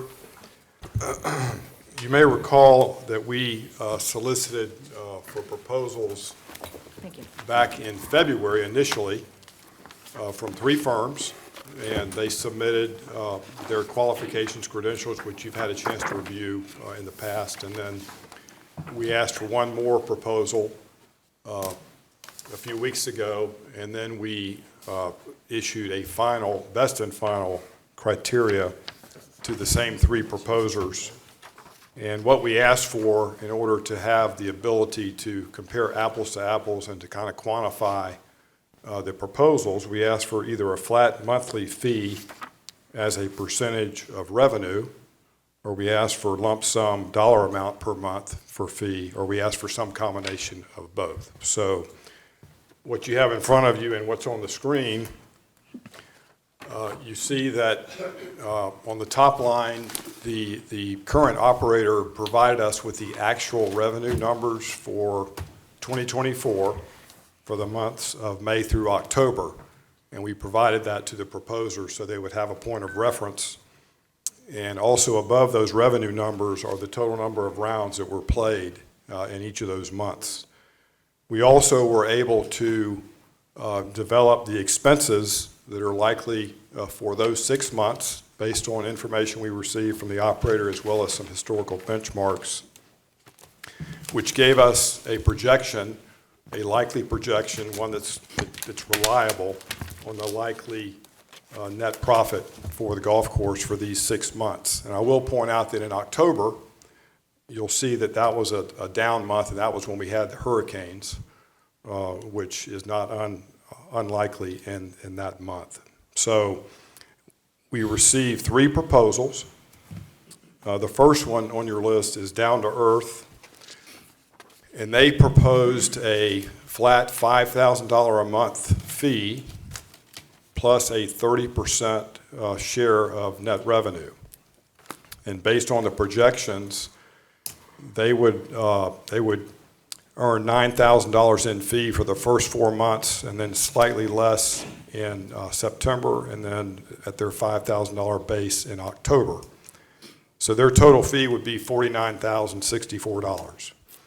And Down to Earth operates and/or has maintenance contracts with many courses in the region, including Twin Rivers and Ocoee, Saddlebrook, Mayfair, and Legends, among others. The next proposer, Tamarack, they operate Stony Brook West. They proposed to pay the city $12,500 a month for the 6 months, and then take half of the net profit for their fee. So based on these projections, Tamarack's fee would be $44,219 for the 6 months. The third proposer is Hampton Golf, and they proposed a flat monthly fee of $5,000 a month, and they also offered to put 50% of that fee at risk if they did not outperform the budget projections that are agreed upon between the city and the operator for the 6 months. So their fee, if they were to outperform the budget targets, would be $30,000 total. So if you look at the far right in the yellow highlighted numbers, the net to the city with the Down to Earth proposal is $189,374. The net fee to the city for the Tamarack proposal is $194,219, and the net fee to the city, net profit to the city from the Hampton Golf proposal is $208,438. So we just wanted to provide a high-level analysis of the proposals. And I believe all 3 of the proposing firms are here. And what I'd like to do is, if you have any questions, I'd like to call each one up individually so you can ask all the questions you want for each firm so we can get through this expeditiously and answer your questions. So We will entertain questions. Does anybody want to start with any one of the firms? You can, how do you want to bring them up? You got them in order, or you want to just? I'll bring them up. Whoever wants to All ask right, the first let's- question, we'll let that be the first. Down to firm. earth. Sir? Down to earth? Down to earth? Down to earth? I'm coming up. So I would ask all of you to ask any question you have of the down to earth representative while he's up here, please. What's your handicap? 4 on a good day. Okay. Go ahead. Sorry. All right. Anybody want to ask questions? Anything? I do. Okay. We can see the math on the fees. Other than the raw fee, what do you believe differentiates Down to Earth from the other two firms? Have you done a comp on, I know we're trying to do apples to apples, on experience, number of courses, et cetera? Is there anything that you want to highlight that differentiates your firm? Yeah, we have a big footprint in this area. Central Florida is our base. Maitland's our home office. We manage 5 clubs in this Central Florida area, have had really great success in generating extra revenue, in some cases almost double revenue, since we took the courses over. We have equipment that's ready to go tomorrow if needed. We have the corporate infrastructure in place for HR, agronomic expertise. We also have irrigation and construction divisions within our company, so we have that expertise as well. And under our proposal, the financials of the operation, if we were to be chosen, would be completely transparent and give you the opportunity to see what the operation actually does, so that you can prepare properly for the next operator. How many years has your firm been managing golf courses like this? Well, I'm the overseer of all that. I've been in this area since 1991. Thank you. That's my only question. All right. No, I'm listening because I don't know anything about golf, so I'm going to listen to the question. Commissioner Firstman. Do you plan on making any improvements right off the bat within the first 6 months of coming in? What we always do is strive to increase or improve playing conditions at the course. That's the easiest way to market a course, in our opinion, is to make it better and attracts play. So that's sort of our calling card or hallmark for our company. And I should say further, any improvements that the city would like to see as the owner of the golf course, certainly we would be open to and have the expertise to be able to pull it off. Okay. Any more? No. Commissioner Oliver? Yes, based on the numbers here, just looking at the spreadsheet, can you give me an idea of what the expenses would look like for 1 month to operate a golf course like ours in the current condition that it's in? What would the expenses look like? Yeah, these numbers actually match what I would probably suggest. Approaching $200,000 a month.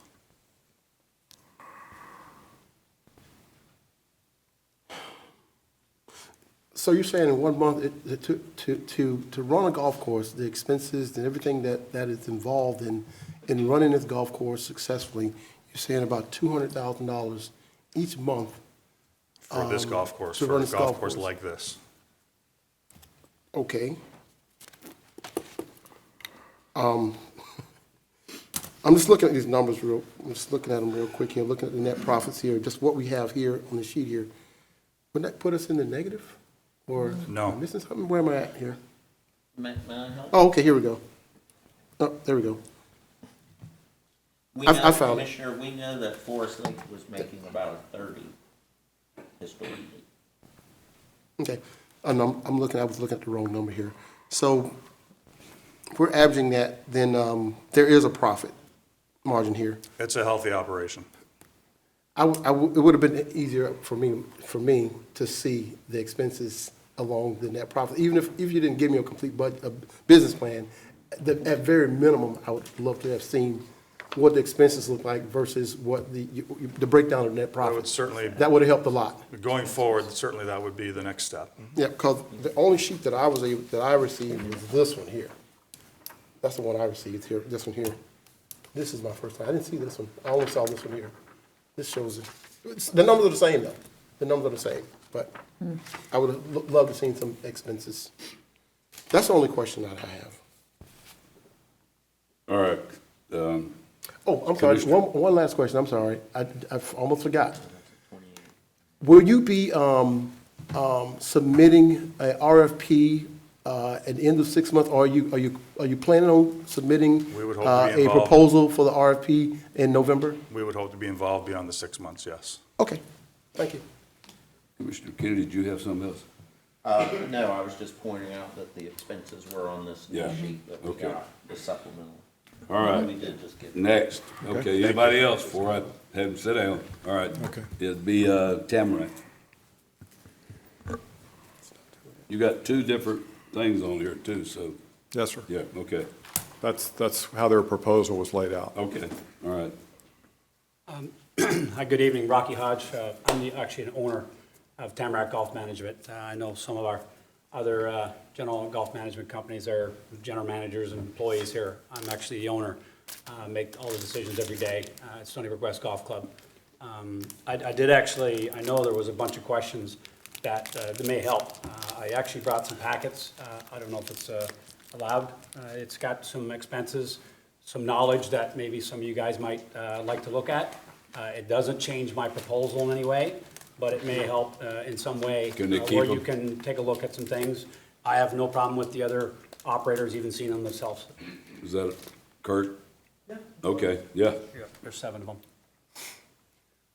One of the things that's a little bit different with what our proposal is that we are, I know Commissioner Oliver mentioned bankroll. I heard that name, that word a few times tonight, and we're obviously going to take that right out for you guys. And I think something that's not been talked about tonight is the initial startup. The city of Ocoee will need to open up a bank account and will potentially be in the $75,000 to $150,000 that will need to go in that bank account, and it will potentially stay there for daily operating costs. The gentleman before me mentioned it's about $200,000 a month in operating costs. It's a little higher sometimes, and we again don't know what Forest Lake has done. We don't know what Forest Lake situation is. We don't know what the equipment looks like. We don't know what underneath that ground looks like. So that could potentially be even higher and put you guys in a really tough financial situation. I'm prepared to bankroll the whole thing. City of Ocoee has 0 risk, and I'm taking every bit of the risk for 6 months. Maybe a bad idea for me, but what I'm about to do is to put myself in a position to show you guys what I'm capable of doing with myself, my staff, and I. And we think the decision you make will be a good one. Again, like I said, I'm willing to give you guys money every month, guarantee. We share the profit. If I do well, we do well. Obviously, we both share. Again, I have all the skin in the game, and you guys have 0 to minimal risk, and I think that's what you would all want to agree on. All right, guys. Yeah, could you answer the same question that I asked down to earth? Could you just tell us how many years you've been doing this, how many clubs, and what you think, other than the financial implications, differentiates you, equipment, labor? Sure. I've actually purchased Stony Brook West Golf Club in 2022. Very new operator. But my experience as an entrepreneur, owned multiple businesses that are still successful, still operating. I don't think there's any difference in staffing and business. I think you're dealing with people every day, customer service, financial aspects, decision-making, and I think with utilizing my staff and myself, I'll be there every day. There's obviously GMs that will be on site with your other operators or your other golf management. I'm the owner there. Again, if I make wrong decisions, you know, obviously I'm paying for it myself. If some of these GMs make a decision that doesn't work, they can go to another location, and it obviously is not going to hurt them as much. I have one other location. I'm going to be your 1A, 1B group. They're 20, 25 locations. You're going to be number 24 or number 28. I think you'd probably rather be 1A or 1B with me than obviously your 28th or 29th. Again, I'll be there every day, every morning, on site, making decisions, and obviously greeting customers, dealing with staff. My second question is going to sound flippant, but it's not. You just saw me vote against the prior item. I did, sir. And the reason for that is because I want to throw them out and I want to sue them. I understand that everybody has a different view, and so now that we've decided what we're doing, I do believe that staff has structured this properly. As I said, this is the best alternative to what I want. That said, a lot of your argument, as I hear it, is, well, you're taking the risk. Clearly, if I was willing to sue them, I'm not afraid of the risk. Sure. So what, and you're taking the upside, which is substantial, I believe. So can you give me some other compelling reason? So I am taking the bigger risk in the first 6 months. Initially, yes, your initial decision, and you guys made that decision, yes, very large risk.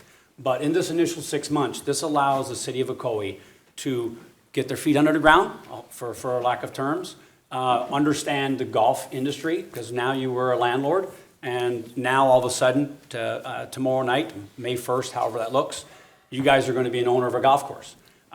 The majority in this room don't know how to run a golf course or don't know the components to the golf course. So for 6 months, I'd be willing to say I'm taking the bigger risk.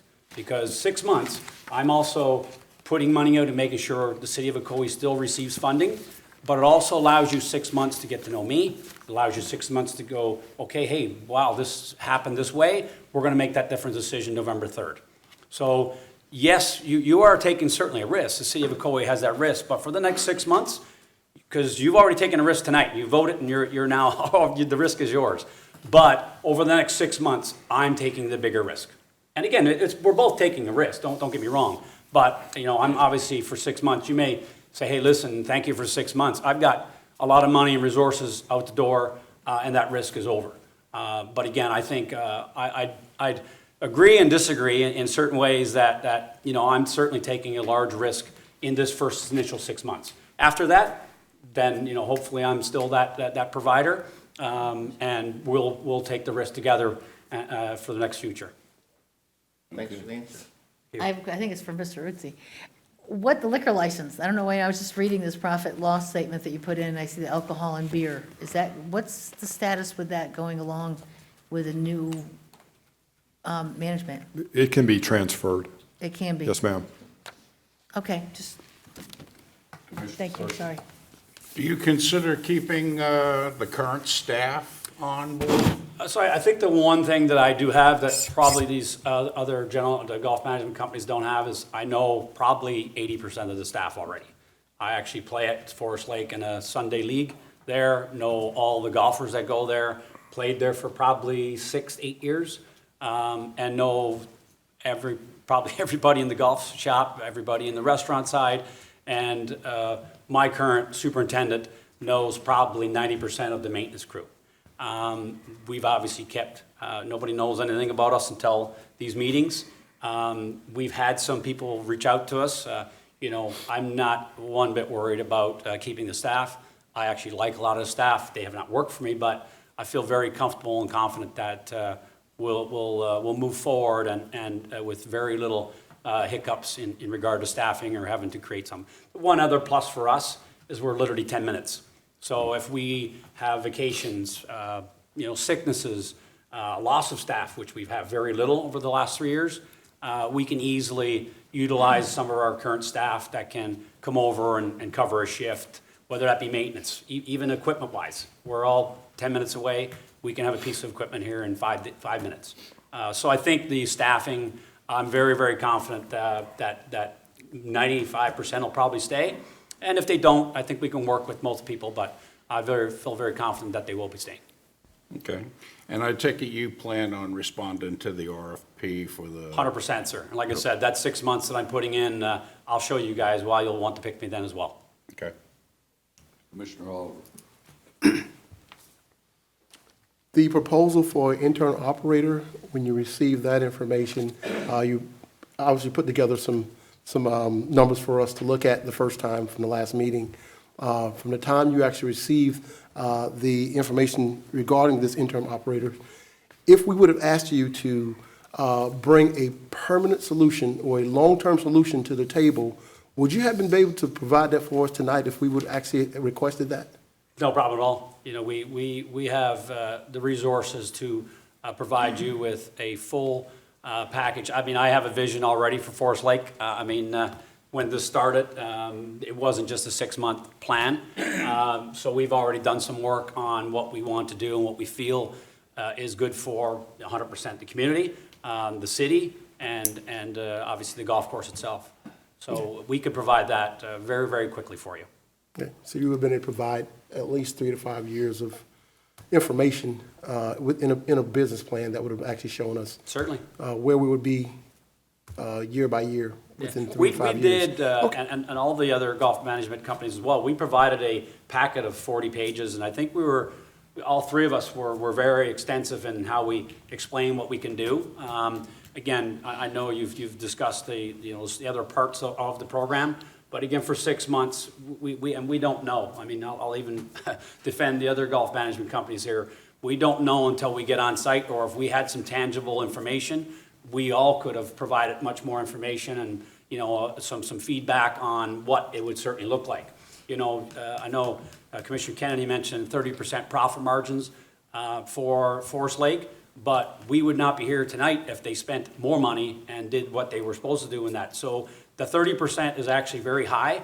I think, listen, I run one now every day, and we're more in the 15 to 18%, but we spend almost $1 million a year in our maintenance, and that's probably about $350,000 more than what Forest Lake spends. So it really depends on who's there, how much you care, and what your end product will look like. And again, for us, yes, we could provide that, but it's very, very difficult. And like I said, I'll defend the other golf management companies too. You almost want to be on site, and you have to walk the grounds, know what's really going on, the equipment, what you have. I mean, you could end up with a blown motor and a greens mower tomorrow for $4 or $5 grand, and that just happens. That'll be something the city of Ocoee will be having to pay for. With me, you won't. You won't even get the phone call. So according to this, I'll take care of it. So according to your profit and loss sheet that you provided for us, it shows as at least 4 months that you're projecting losses. And we have, so our biggest months are probably our December, January, February, March. April is there as well. We still have our snowbirds, and that's Central Florida Golf.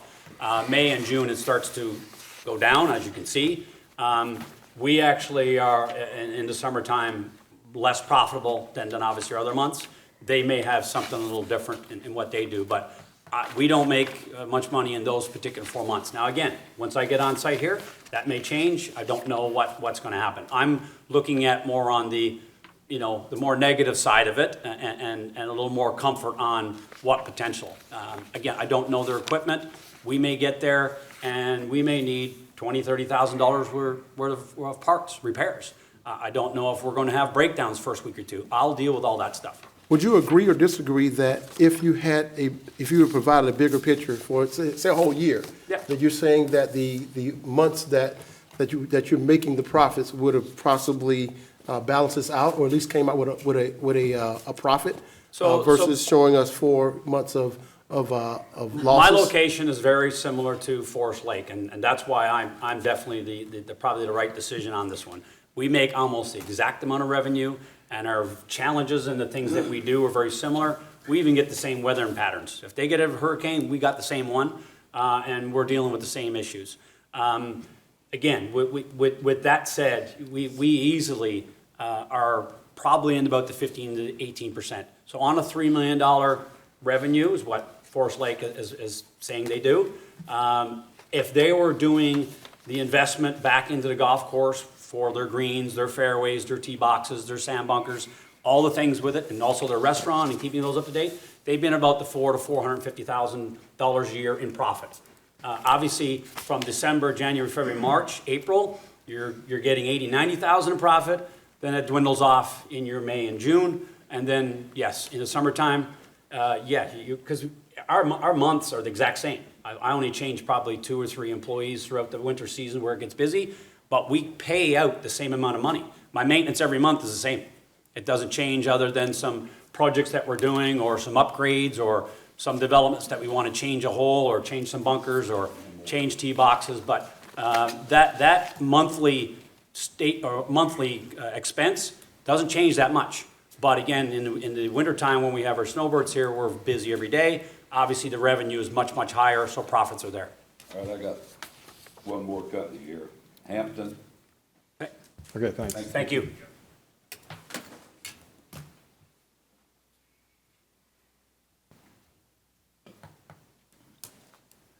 Thank you, Mayor Johnson, Commissioner. My name is Travis Norman. I'm COO of Hampton Golf, and I too am an owner of my firm.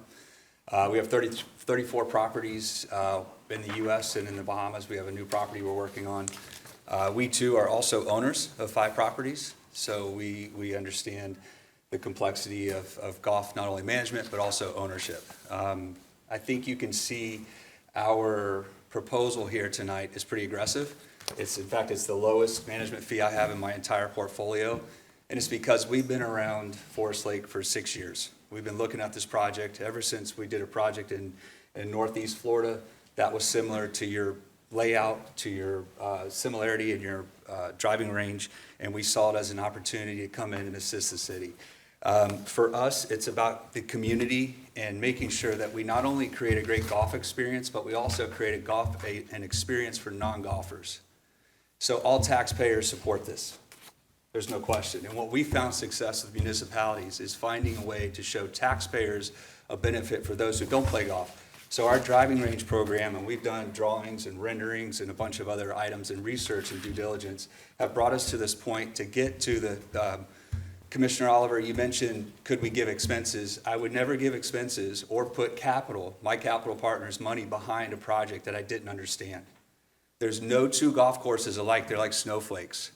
And so to come in and commit capital dollars and be able to have my fiduciary obligation to my investors come back, it's a hard thing for us to do without understanding this facility. So what we're doing is taking a stand of due diligence with you to ensure that we can show you what this operation can do. We don't know what it's done in the past. I've seen very limited, it's been mentioned many times tonight, I've seen very limited data in terms of what it's done from an expense standpoint, what type of agronomic practices have transpired. There's a multitude of things that we would look at. But we would come through this period with transparency and show you exactly what the potential of this business has, and also commit a financial commitment to the project in the future, predicated on this due diligence period, and leave you with transparency and financials and a stable amenity for your taxpayers. All right, questions, anybody? Yeah, thank you for your answer. How long have you all been in business? So Hampton Golf now has just celebrated 27 years. We have about 3,000 team members. How many courses are like in Florida? 18 hole equivalents. So a majority of our portfolio. Thank you. Yes. I'll listen to other questions. Commissioner first. Do you have staff and resources that are close that you could supplement if we needed it here? Yes, sir. I have 3 regional managers in the state of Florida, and like I said, 18 hole equivalents. So I've got plenty of resources, plenty of team members. I think the last gentleman mentioned, a lot of times when we take over properties and transition them, we don't see a lot of attrition. We don't see team members. In fact, we come in, show them how we support our team members, how we create a safe work environment for them, how we provide the benefits and the things that we provide, and typically they get excited and flourish and they don't scurry. And it seems in this situation too, there's not an alternate golf operation close by that would really put you at risk for the team members to flee the property. Thank you. Commissioner Oliver. I just want to make sure I understand your business model. You want to take this as a project for 6 months without assuming anything as far as what the expenses would be based on what they've done in the past. You want to start with a clean slate, and you actually want to farm data as to this is our real expenses and create a portfolio for 6 months to come in to determine that, okay, based on what we did in 6 months, here are the true expenses from what we saw. And this is what it's going to cost to operate the course over the next year, or the next 2 years or 3 years. And then you can determine a more amicable net profit margin based on that. Yes, we would take the 6 months. I think the first statement is something to look at. We would take risk because, you know, with a $5,000 fee and then 50% or $2,500 of that at a performance-based risk, meaning I'm going to immediately come in and put a plan together with your team and say, okay, this is what we're going to adhere to. And if we don't perform at that level, it's 50% of the management fee. The other thing you have to understand is my cost of my executive team is just up the road in Jacksonville here. Is way more than that, $2,500. Anytime you transition a property, the most money you'll ever spend in a management contract and or a lease agreement is in the transition months. Because I have team members here, hiring team members, training them, getting their benefits in place, getting the golf course, doing all the agronomic testing. I mean, it's just so much involved in that. That 6 months for us, really, that rate was to try to get to a point where we could do due diligence together and hopefully have a partnership at the end of 6 months of an RFP process and have a long-term lease and partnership. Okay, thank you. All right. Can I ask some questions of Mr. Yeah, you Hughes? can, I'm listening. I'm going to go to him. Thank you. Thank you. Thank you. A couple of points were raised I just want to clarify. I read in the packet that, and it wasn't a condition of the proposal, that all three agreed to continue the golf cart lease and to keep all employees, to hire all the existing staff. Yes, sir. That's the differentiator between them. They all confirmed that they would do that. Okay. And can you address the point of the working capital requirement that does seem versus the risk and the upside? How do you evaluate? We are going to have some working capital involved. So we would need to open up an account, an operating account, just to keep operations going. And at the end of the 6 months, when we identify a new operator, that operating account would go back to the city. I mean, it's just it's a short-term 6-month dispersion of operating capital. And it could possibly be repaid after 3 months, depending on revenue and profit and all those kind of things. So that's really a non-issue from the city's perspective. Okay. I have two more. The condition of the course, or what do we have? It was unclear to me as far as governing the condition of the course during the 6 months. What is the proposed standard? We know it doesn't meet the current standard. Do we have some sort of an interim standard? Yeah, we would have an agreement with whoever is chosen, very specific agreement on expectations, and we would be meeting with the operator every month and reconciling, the requirements and the criteria. And, the first priority is going to be to improve the health of the golf course. Yeah. The next 6 months are really important for this golf course. If we can drastically improve the health of the golf course, which all of them talked about agronomics and all those kind of things, that's going to be really important as we seek a long-term operator. Okay. And that's my last question. It occurred to me, the way that this is structured, whoever the interim operator is going to have a competitive advantage in the RFP as far as knowledge. Do you have is your role in this to create an info share or something, the information that we received during the 6 months? Will that be available to all? Yes, in the RFP, we would be very transparent about Okay. everything that happens over the next 6 months. It'll be a fair playing field for everybody. Okay. That's it. Well, I would say that I asked the city manager, one of the things that whatever we do, we have somebody from our staff that will go out there periodically during this 6-month period to address issues or not issues. But one of the things I think we have to have some kind of eyesight on what goes on for that. We have a plan for that. I agree. In light of the past, we want to make sure that we are holding the leaseholder to the highest level of standard moving forward. And we will be coming up with a staff training program to make sure that we're doing all the things. And I've already spoken to the staff about that and Mr. Utze as well. So we have a plan for that, yes. I would also say that, as Commissioner Kennedy made a comment a while ago about the not voting for that one, but reason I voted for it, I don't want to go through the court cases and pay. I know what we've paid already, and I know what we'll have to pay. And dealing with judges, just like with eminent domain, it don't always go good. So you end up paying a lot more money than what it is. But I think whoever's there is going to have to start looking at some of the issues that are there, which I think they will.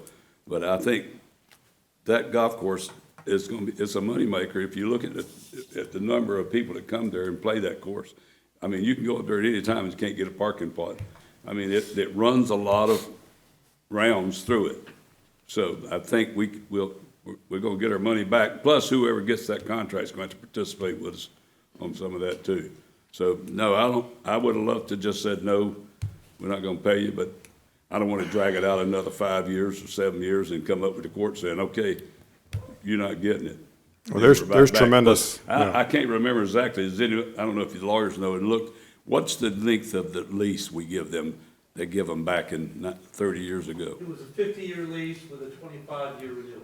And that's another thing. We don't want to do that again either. We don't want to make a lease like that. It's going to have to be a lot different when we do all this stuff. Well, there's a tremendous upside at this golf course, and by the way, the agreement with the interim operator will be a management agreement, not a lease. Right. Just to be clear. And wherever we land on the lease terms and requirements, there will be accountability every year. There will be very specific rules and criteria so that there is a reconciliation every year on the performance of the lease. So all right, we won't have those gaps. All right, so Greg, I guess what we need to do now is decide who we're going to pick out of the three. Yes, the commission. Can we take a you can call 3-minute sure break? You're the mayor. Yep, thank you.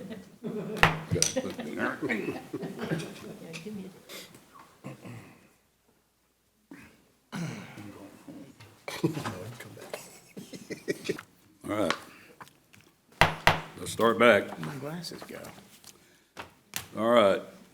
Now we need motions or a motion. Or you can discuss it more. I'll make a motion. All right. I think it's clear all three are qualified, and I think the experts did a good job of getting it down to apples. So I'm going to go with Hampton Golf, and would make a motion to pick Hampton Golf as the interim operator. Motion made by Commissioner Kennedy for Hampton Golf. Do I hear a second?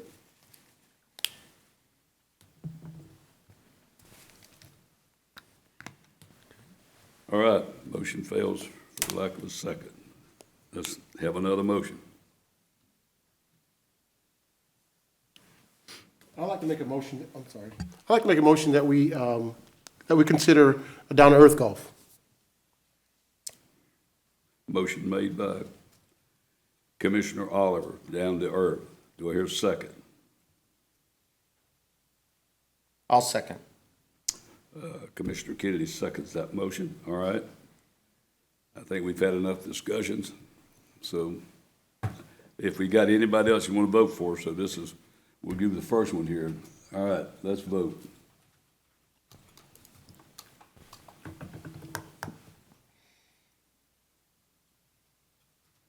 All right, motion carries 3-2. I voted no, Commissioner Wilson voted no, Commissioner Kennedy voted yes, Commissioner Furser voted yes, and Commissioner Oliver voted yes. All right. That's it. That's it on that. Sorry, guys. Where are we at here? That's it. That's Comments from commissioners.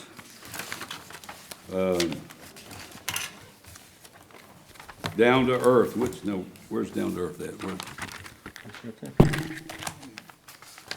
Oh, I see him back there. Okay, all righty.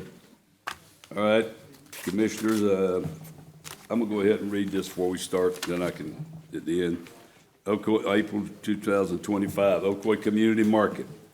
Thursday, April the 3rd, 5 p.m. through 9 o'clock for April 3rd, Ocoee Lakeshore Center. This month's market is focused on science, technology, engineering, art, and math, and will include a brick lab Lego experience.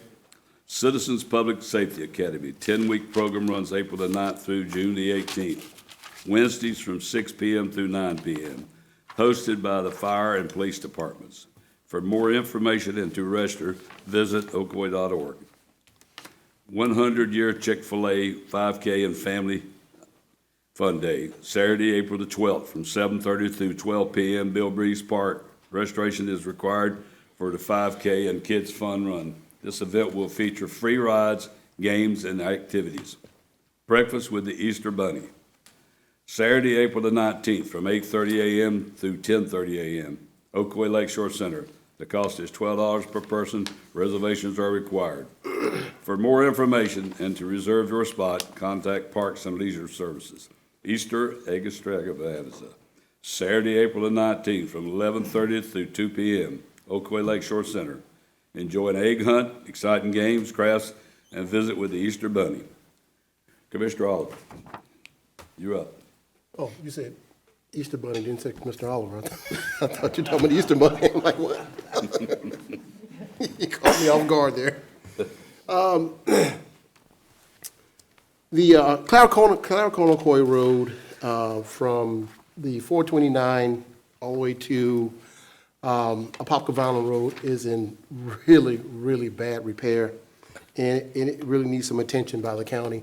Just want to know if we can get staff to just reach out to the county to take a look at that and say, hey, can you guys get on this and fix it as you're coming off the 429 and you're heading east. It is terrible. It's tore up real bad, and just want to know if we can get the county to look at that. Absolutely. Okay, I'll follow back up with you on that one. Thank you. We also mentioned earlier tonight that there was a grant for reclaimed water. We do have several neighborhoods that just don't have reclaimed water and have been screaming for a very long time. Would that grant allow us to put reclaimed water in maybe one of our older neighborhoods? I can't answer that. That particular grant is going to an existing reclaimed main project that's going to a new tank that we're constructing at the end of Nicole Avenue. And that is to provide supply to that area of town.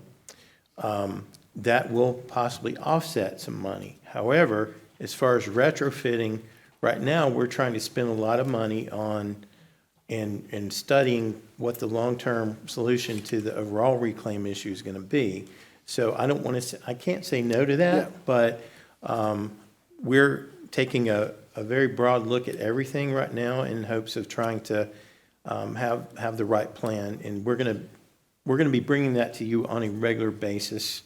So to make sure everybody understands what neighborhoods have reclaimed currently, and what that total demand is, what people are paying now, and then we're going to start getting some of the results of some of our studies right now that'll show our capital plan that is going to be required because of this new policy from Orange County, and then how that can be broken down and what we would recommend that the city absorb in order to keep the impacts as minimal as possible to citizens. But that's something we can facilitate a meeting between you and utilities to talk more about that. Right now, I would say no today, but not no forever. Gotcha. Yeah, I know, I do know there's one neighborhood, one older neighborhood that has, there's a reclaim line that's less than 100 yards from the neighborhood, and they've been without reclaim for over 30 years now, so hopefully we can somehow close that gap.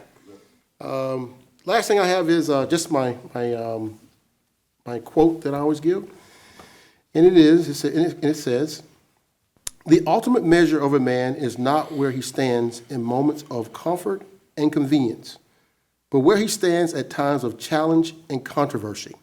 That quote was from Martin Luther King Jr., but he attributes that quote to James Lane Allen, a 20th century novelist. That's all I have. Commissioner Forstner. I just wanted to thank staff for the graphics on the city bus. If you haven't seen it, check it out on Facebook. It looks great, it really does. And that's just something that goes unnoticed, really, mostly. Centennial celebrations coming up next month in May. It'll be on a Friday, May 9th, from 5 to 10 at Bill Breeze Park down here. Should be a lot of fun.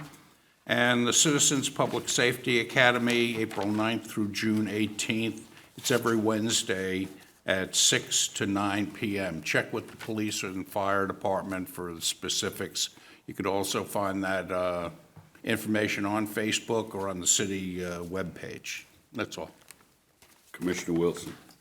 Yes, I'd like to take the opportunity to thank all of our volunteers who serve in our different programs within the city. I started out as a volunteer. Mike's not on. I started out as a volunteer, and I would just like them to thank them for all that they contribute to the community that we live in. It's very important. I know we said we have a few sitting here, and we value your input in the city, so thank you so much. I know a lot of you have been waiting for Wawa to open, and I got an email the other day that I guess it's projected to open May 1st, 9 o'clock in the morning for those to come shop. I guess purchase gas, shop. And their grand opening will be at 8 o'clock in the morning. That's per their email. I don't know if that still stands. We'll find out as we go along, but that's projecting May 1st, which a lot of folks have asked. And the other aspect is, it's legislative time. And I went to Tallahassee this past week. The mayor was there. We didn't see each other, I don't think, the whole time. But we went and spoke to legislators. At least I did. And, there's a lot of aspects that affect us, that what they're doing right now affect us in the community. From our sovereign immunity, from utilities, community redevelopment agencies, which is what has taken the blighted area along Highway 50. They want to make changes. Our local business tax, housing, live local, all that is being addressed in the legislature. And I urge you to, the Sentinel I know puts out notices regarding some of the things they're doing, but I urge you to look at bills. Call your legislators, tell them what you think. Please don't depend on just, again, folks, I'll call the legislators and tell them what I think, but we need support, and it's very important that you do that. And there are bills that are affecting us, and so I just can't help but say a few words for that. We have Florida League of Cities puts on their website key issues that affect cities, because we believe in live local, which means we are where the rubber hits the road. Let our cities make our decisions to affect us locally. And that's what live local means. Sometimes legislators don't really agree with live local. They want to make decisions that are affecting us. Let us make the decisions that affect us. And that means your input. It's not decisions that we make ourselves. We're making them with your input and what we feel is the best for our city. So again, we try to promote live local, and go to Florida League of Cities website and look at some of the items that are affecting us locally and what they are voting on. Because we elect our representatives. We expect them to support us and what's best for our cities. Thank you. Thank you, Commissioner. One of the issues is the Live Local has been, a bill has been entered into the House of, I guess, legislators about the Live Local, and they had some things there that we would not like.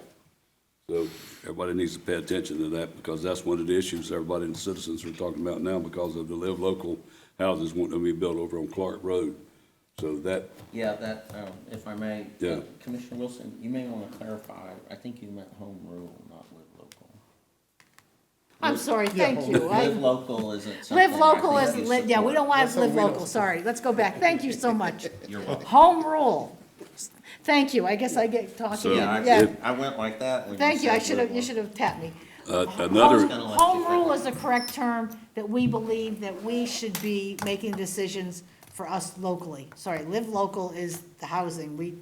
That's a whole nother issue. But yeah, thank you. Not a good Thank you. I appreciate that. You're welcome. The other thing, I want to thank our Thank staff. Thank our staff for the Best Fest. I know the chamber puts it on, but our staff does a lot of the work and a lot of the setting up to get it ready. So they've done a great job. And the water reclaim, folks, everybody's not going to have it in the city. So you can say they haven't got it yet. Some of them might not get it because it's in the areas where they're having trouble with the water problems anyway, and it's not in all the areas. I don't have it in my area, and it's been way over 30 years. So it's not going to be in all the areas of town. So, and the rate's going to go up. So the rate affects only the ones that are on the reclaimed water. So if somebody asked you just on the regular water bill, it won't be affecting them. So we appreciate everybody coming out. Sorry about it taking a little longer, but that worked out. We got through. So I'll see everybody. Wait, point of order. I thought I already talked to you. No, he corrected me, No. so Oh, that was still in my time. Oh, well, that was Thank what you're you. doing. All right, Yeah, go ahead. I appreciate You that. usually say no comments, so I'm gonna. Yeah. Unfortunately, I have one tonight. First, I want to thank Craig and the utility director and the staff for preparing the presentation explaining the reclaimed water issue. I've answered a lot of questions and received a lot of questions, and there's been a lot of confusion and rightfully so, paranoia about what does that mean. So I thought that was very thorough, and I think gave us a clear picture of what we're dealing with, and I thank you for that.